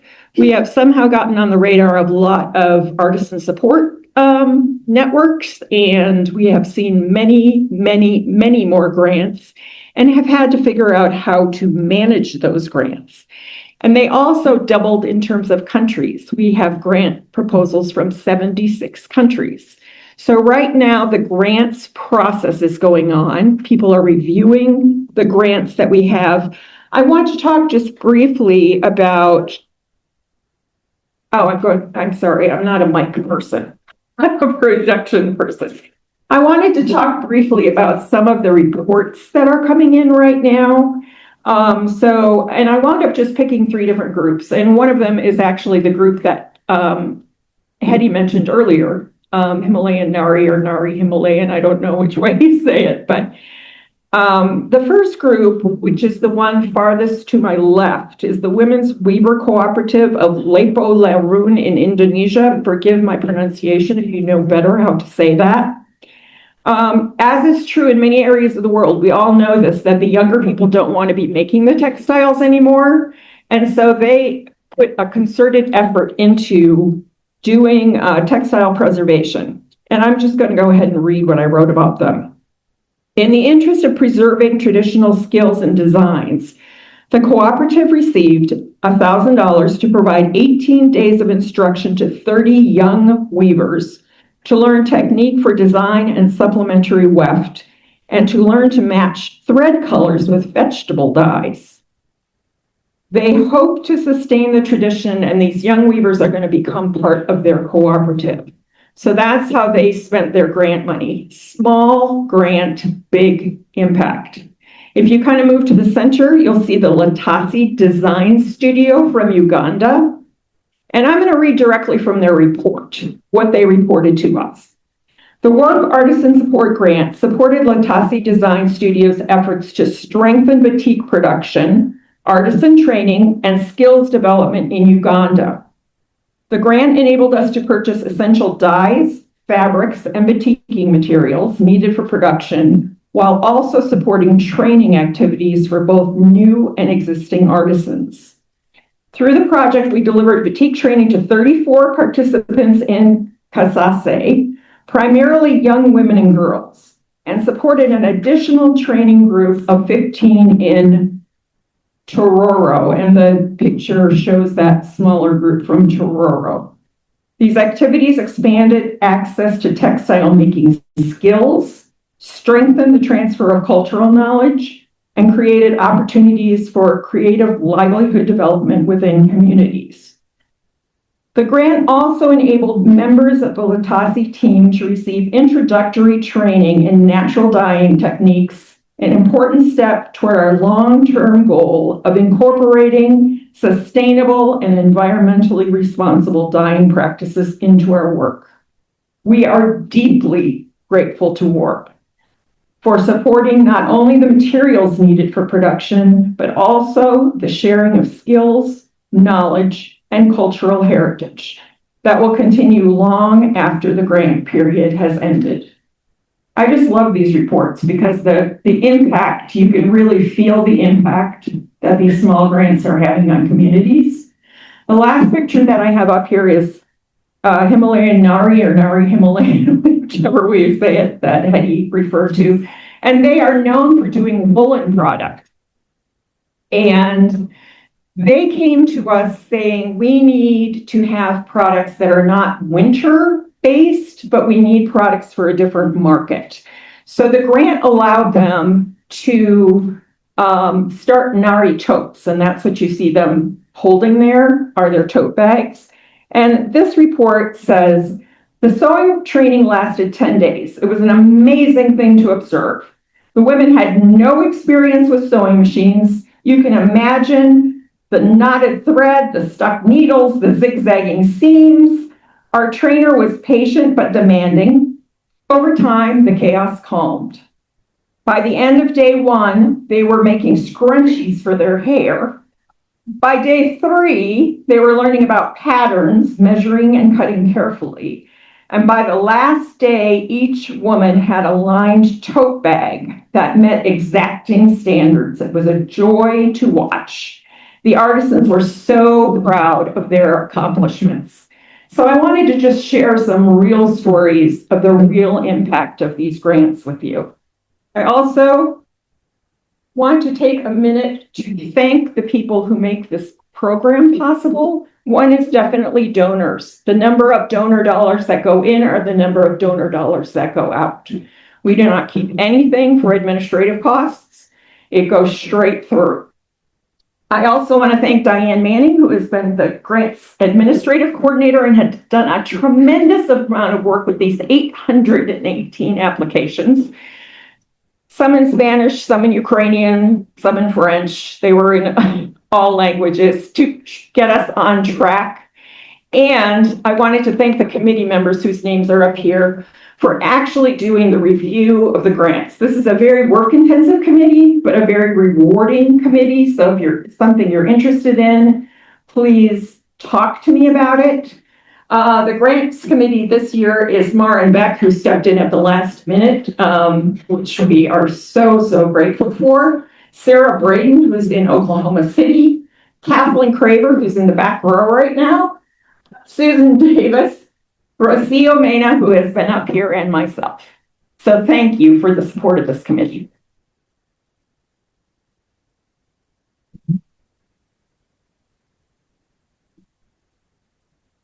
Okay, we're gonna bring up Deborah and Tim Hale, but while they're coming up, I just want to, because I know so many of you are travelers. You can actually visit if you're traveling, and you happen to be going to a country where we've given grants.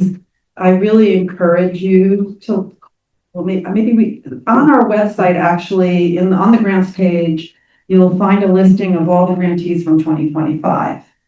We also have them going all the way back, and you can visit. And just a personal anecdote of my own, I had the opportunity to go to Bhutan at the end of last year, and I visited two of our grantees. I visited one in the capital city, Drew Kavana, and I went to their gallery and got a tour of their store, bought some stuff. And then I went way up into the hinterlands of Bhutan, where Rinzin Wangmo, who was a grantee and was actually here in Ohio, I believe, and her mother, who is she is one of the most famous weavers in Bhutan and regularly makes textiles for the royal family.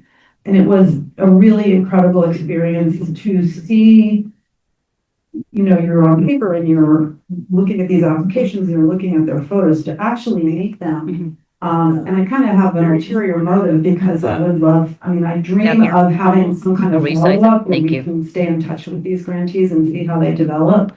So you could actually help if you happen to be going there to take photos, see what they're up to, and let us know. So I wanted to share that. If anybody wants to hear the story of how we managed 800 applications, you can come see me and I'll tell you about it. I think I got that.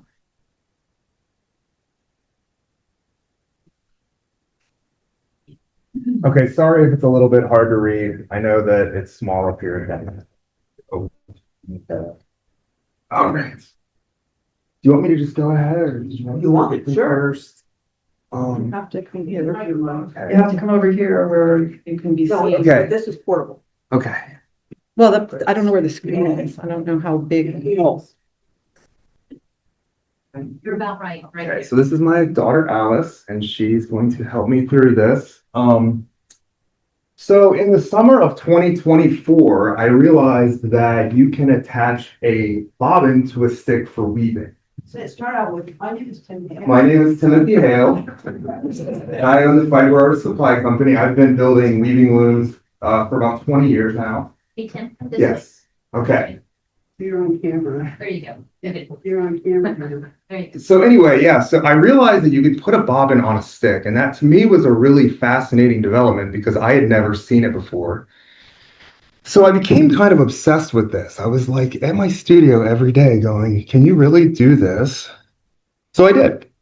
I made a prototype using hard maple and spring bars, which are like the watch component that hold the strap onto the body. So it's a bigger version of that. And I was weaving with this thing and just having so much fun every day. Go into my studio, start weaving, just weave with this thing. I'd never had more fun weaving in my life. So I go for a while with this, and unfortunately, I start to realize that the spring bar is really not good for this type of a product. It's fiddly, they get stuck. They're just not a very good, for me, I could do it, but I probably wouldn't sell an item like that. So as I kind of get ready to wind this project down and just put it into the dustbin of weaving tools, I get this idea. I was like, man, is there anybody out there that would know how to crack this nut? So in the winter of 2025, I reached out to Deborah Chandler, and it's funny to think back because I was so excited about this product, but also really disappointed at the time. And I get this email, and she tells me that in Guatemala, what they use are the tubes in a Bic pen, which is a polyethylene plastic. And it's got some really good traits. It's bendable, but you can kind of bend it back, so it's malleable and it's cheap. And it's not going to hurt anybody. It's not going to go flying across a room. So I looked around my desk, and I had a Bic pen on my desk. First time my whole career doing this, where I've had the part that I was looking for on the desk where I was actually reading the email. So I put it on the bobbin or on the shuttle, and it just worked beautifully. I could not believe it. So I continued testing it and testing and testing it. And then it was just like, to me, this was the best shuttle ever. And you can see them up here on the top of the magazine. You hold them perpendicular. So you're pushing it through, I guess, what seems like 90 degrees from where you would expect it. So anyway, I take this to a trade show in Chicago, and I meet Jeannie Sankey, who is the ad manager of a new magazine called Weft. And Weft they're in their 6th issue now. They're a quarterly magazine. And, she was really smart because she came up to me and she sort of knew how to deal with me. She knew what to say. And she immediately went to this new shuttle and started talking about it. And if you want to get me excited, do that. So I was kicking around the idea of how to approach it. And then in Tuscaloosa, I had pretty much finished it. I started working on the packaging. And so you can kind of follow along here. We're in summer of 2025. So I was thinking about Kelsey's call for new members, and how, I kind of knew this would be a popular product just because of the price and just the amount of fun I was having. So I proposed putting the Warp logo on the packaging. And that precipitated the new logo, or at least the new logo came shortly thereafter, which allowed me to put something on the packaging that indicated that I wasn't necessarily with Warp, but a Warp member. So you can see the packaging in the photo right here, fall 25. And, I was also going, there should be something more than just like a Warp logo on my packaging. And I went, I can probably swing the artisan support grants as well. So we promise people when they buy these that a portion of the proceeds will support artisan support grants. So this is the first year, but we did fund an artisan support grant and got the matching one. So that's been a lot of fun. And then we got an ad into Weft and decided to put the Warp member logo on there as well. And it's been really fun to learn how to network with people and also get involved more with the industry. So going forward, unless something changes, we're going to be putting the Warp member logo in Weft magazine. And it's currently running in Ply magazine, but we'll probably going forward just stick to Weft because it's for weavers. And keep getting the word out there. Keep showing people that this group exists, and introducing warp to a new group of people. A lot of the people that read Weft are newer weavers. So, hopefully they can get introduced early. And even if they don't join, if they see the logo every quarter, at some point they will click and reach out. So here is the shuttle. And it actually gets passed like this.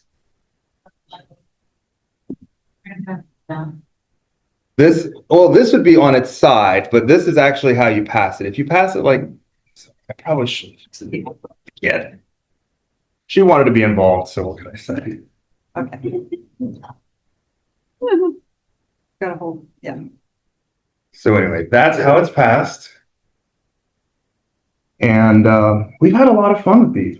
It's actually been probably the coolest thing I've ever designed. And then also, the doors that it's opened for me, it's like every week or two, something happens where you're just like, I don't know. So anyway, I also brought some issues of Weft magazine if anybody would like to grab one. This is the Warp issue. I have a few extras. Sorry, I have a few extras. Would you like one? Okay. I think I have 5 with me. So this is their second one. You can have one. But I'm sure there will be a lot more. The editor is a local Canadian. And I was trying to get her to come. I did all of my tricks. Nothing worked, but that's okay. There's plenty of time. She's young. So yeah. Any questions? Yes. Okay. The big advantage of this shuttle is that it allows you to put yarn down way faster than a stick shuttle. You can go to a boat shuttle, which is nice, but then it's a bigger piece of kit and you're sliding it, whereas this you're passing. So it sort of fits in that area between a stick shuttle and a boat shuttle, but you can use a bobbin and one of our bobbin winders to load your bobbin, and then you can weave a lot faster with this. And they're cheap. They're like $22 because they're just a stick and some nylon and polyethylene. They're only one general size, or would you make them like chunky yarn? We have 3 sizes. We actually don't have the biggest one with us, but you'd have to try it and let me know if you do something like chunky yarn and it does or doesn't work. Just let us know because we're always interested in kind of seeing how people use these because, weavers are gonna do what they're gonna do. Go ahead. It's like, it would be helpful to ask. Time out. I'm really sorry. Okay. We are super pressed for time here, so why don't you ask your questions after? Yeah, we can okay? do that. Okay. I also just want to say one of the reasons, in addition to showing you this wonderful product, is this creative way for which we are so immensely grateful of donating to the grants program. So you don't just have to donate money during the cycle, but if you have a business, or, there's just other really interesting ways that you can help contribute to this program and also getting the word out about WARP. So thank you so much for that. So now we've already behind. I'm going to give people like 2 minutes to come up here and talk about, Emily's going to tell us about the raffle, the auction and the quilt project. Ready? I'll go fast. Sorry. Hello, everyone. My name is Emily Huber. I'm on the fundraising committee, and I'm here to talk about the very fun events, including the auction and raffles, which are essentially shopping. Who doesn't like that? I'm in fact modeling my very own auction strides from last year, which is this great embroidered skirt from India. And you may be asking to yourself, how can I add some great, interesting textile pieces to my wardrobe? Well, stay tuned for the auction, which will be this fall. And you can win some really great pieces and add to your collection. Last year was my first year getting involved with Warp, and I jumped into the auction, kind of driving blind, but I'm very happy to share that it was our most successful auction to date. We raised $11,000, all of which goes back to the mission. Thank you. And this year we also held our raffle, which we thought might not actually happen given all of the things that were going on simultaneously, grants, emergencies, website, etc. But we did happen to pull the raffle through. Thank you to Elena and Lindsay for your help with that. And we raised $4,800 with the raffle as well. And if you donated, thank you for your contributions. Another project that I'm currently spearheading is a collaborative quilt with, she's like an anthropologist and curator named Anita Reddy. She's from India. If you go to the International Folk Art Market, she's been there for a few years now.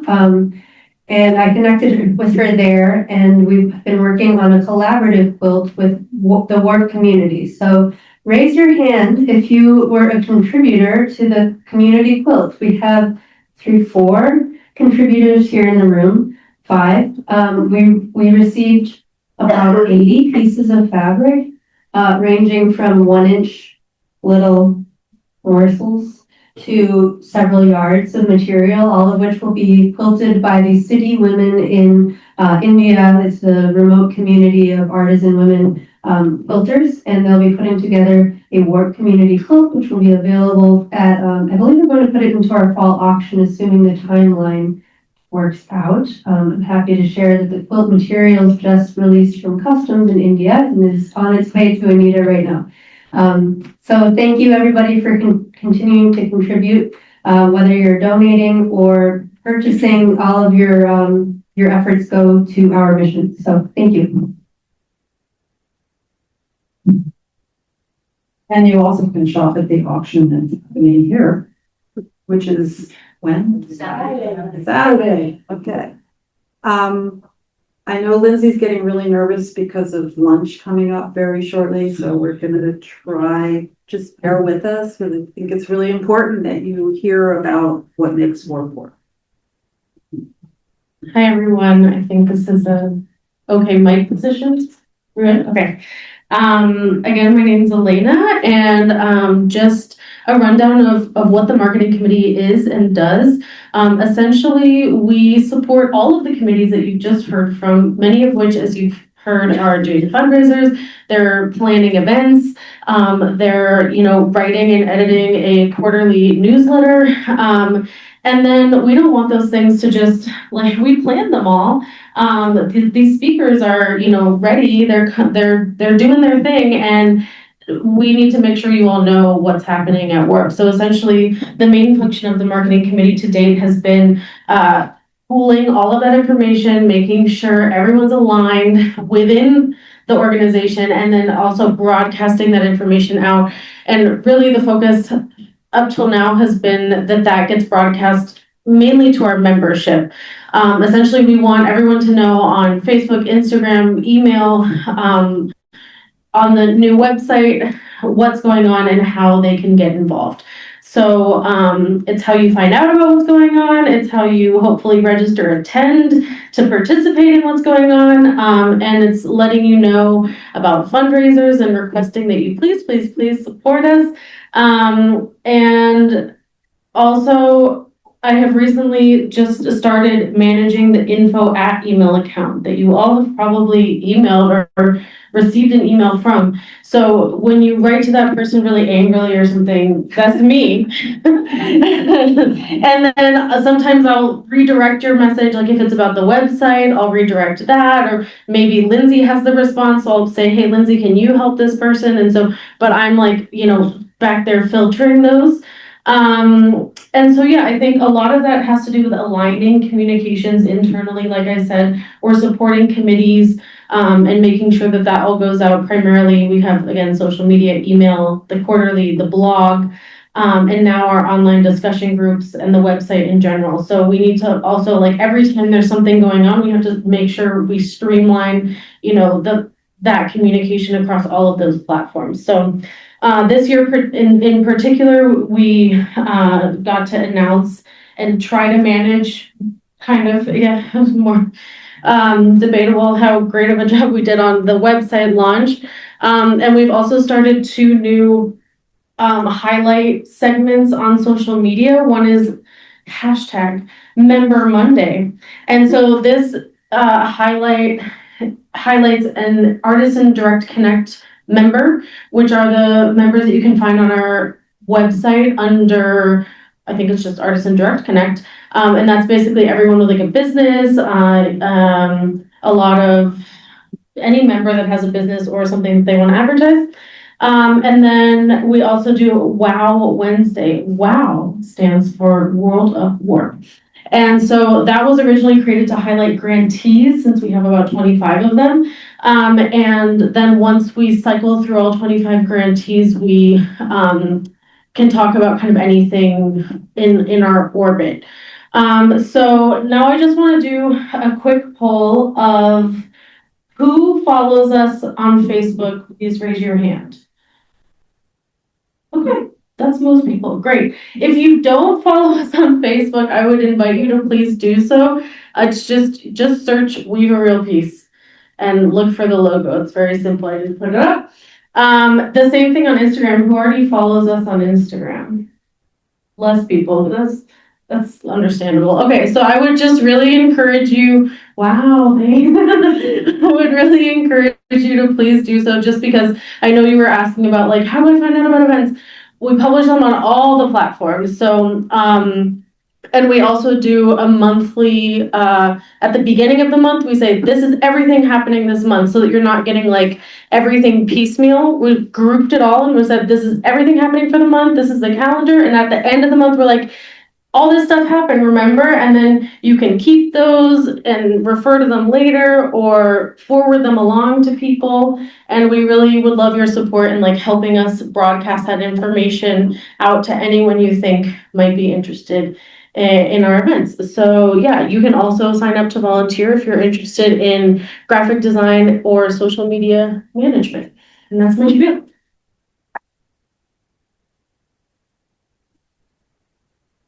Okay, last but not least of our committees is Betsy Gloucester, for scholarships. If you are a social media user, it's really great if you like the post and if you share the post, because that helps promote work and it makes us appear more often, but that's how the algorithms work. And if you're not a social media person, then that's fine too. Good morning. The purpose of the Scholarship Committee is to solicit applications and select winners of the Alice Brown Memorial Scholarship. As you may know, the scholarship is open to candidates between the ages of 18 and 30 who are in the early stages of their textile careers.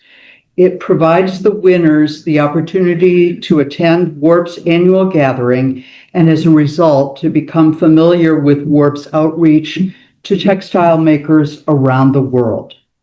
The job of the committee is to generate applications for the scholarship, to assess those applications once they are received, and to select the scholarship winners for the coming year. The committee, made up of roughly 5 WARP members, meets on Zoom monthly during the late fall and early winter months to generate publicity for the scholarship that will lead to applications. Once applications have been received, the committee receives and reviews and assesses the applicants and chooses the number of scholarship winners designated for that year. This year, that process was completed by mid-April to facilitate the notification of winners and the arrangement of transportation to the annual gathering. The members of the committee are always excited to learn about the scholarship winners, to greet them at the annual meeting, and to hear their presentations. I have found my participation on the committee a real joy. And I'm going to add one thing, and that is we have begun to receive applications from around the world, not only from North America. And that is a delight but it's also a dilemma because we don't have, because it takes a long time to get visas approved. And it also presents a problem in terms of transportation. But the greater problem by far is the visa acceptance. So I'll leave you with that. Thanks.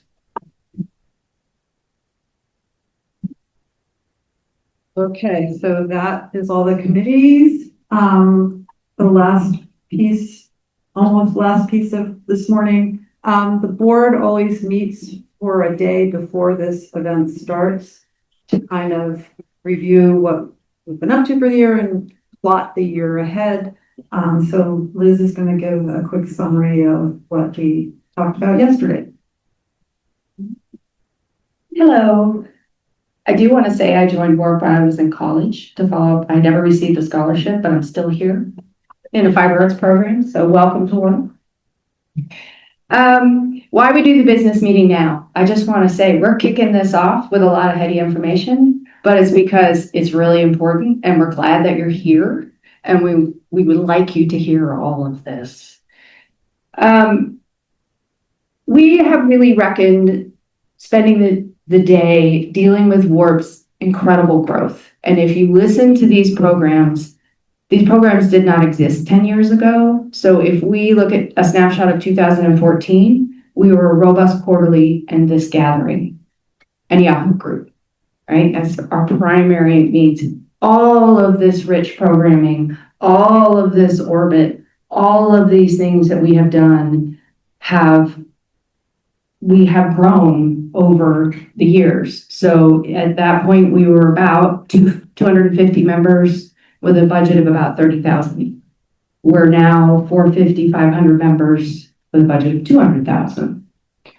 And what we really spent a lot of the day talking about is our over-reliance on one person. So Kelsey represents a lot of what happens in the WARP orbit. Now I want to give a shout out to our committees. If you have not heard what they contribute, it's astonishing. I want to give a shout out to the board who works. This is a working board and an astonishing group of people. They all go through this tiny bottleneck that represents the executive director and our amazing staff. And our staff that you see here today are very part-time. They're doing an astonishing amount with a very few hours a week. So not just the website itself, but what we have to do is reimagining the systems that support WARP. And the opportunity with Kelsey stepping out for an extended period of time gives us the opportunity to re-examine how we do business.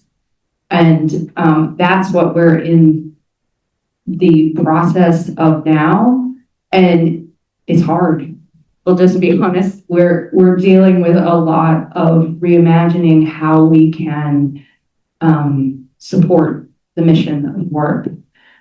So without necessarily getting into specific goals, a lot of the year is focused on the wonderful world of operations and how we can create systems so people are spending more time being people and the digital systems that we have are supporting those people. So that pretty much sums up the day.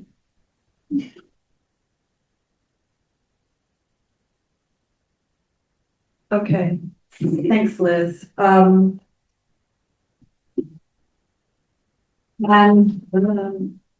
I have it? Okay, that's the right way. Okay, we are supposed to go to lunch in like 3 minutes. I knew this would happen. Oh, shoot. Wait, we forgot something. We forgot something major. We got to do the bylaw. Oh, right. Yeah. Very important. Okay, very important. Forgot a bit of business you got to vote on. So in the bylaws, we have written that the board is composed of 9 members. We start with 5 members, right? We have continually evolved and grown. We don't have a specific, what we are going to ask the membership to vote on now is just the ability to expand the board up to 11 members. We haven't identified that. We just need that flexibility, but it is in our bylaws and we need a member vote on that. So the management of the affairs of the corporation shall be vested in the governing board consisting of not less than 3 members and not more than 9 members to be elected at the annual meeting by the membership at large according to section 4 of this article. We would like to change 9 to 11. Why? Because there's not enough of us, and the people who sit on the board level understand the entire ecosystem of the board, and every single board member is got 3 hats, and really, we need more people at the table. If we are larger, then we need a larger table. We need a bigger tent. We need a bigger umbrella and that leadership there. And really the goal is to give us the flexibility now, if we need it in the future. We haven't identified it necessarily as a priority, but we would like to be able to do that. And again, it's a range, what the moment calls for. I hate to take up time, but do you have in your board of director mission diversity in terms of goals and serves on the board and alternating years? Yeah.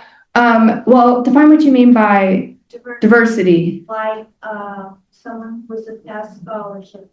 Yes. And in terms of written policies, we have we have evolving needs. So I would say yes, but not a written policy. It's a discussion. And so knowing your framework, that would be a good idea. But it is very important that we have representation of diversity with a big D and diversity with a small d in terms of representing the ecosystem that is WARP and how we bring people to the table. Good. Do you want a motion? I would love a motion. I make a motion that we change the wording from same policy from 9 to 11. A second. All in favor? Aye. Opposed?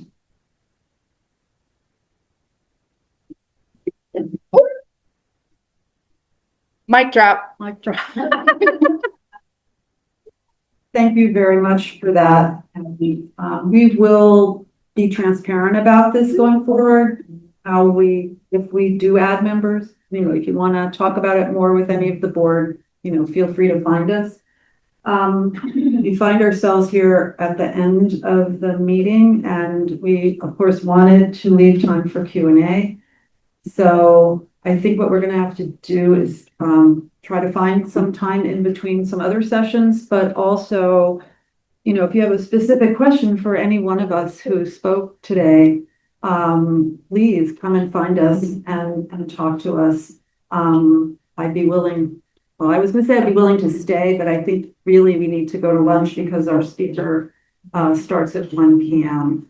And again, I want to just take this from Deborah because we're out of time. Just thank everyone who has contributed to WARP this year, last year, next year, the board, the staff, all the committees, all of the many volunteers, and you who are here as returning members or new members.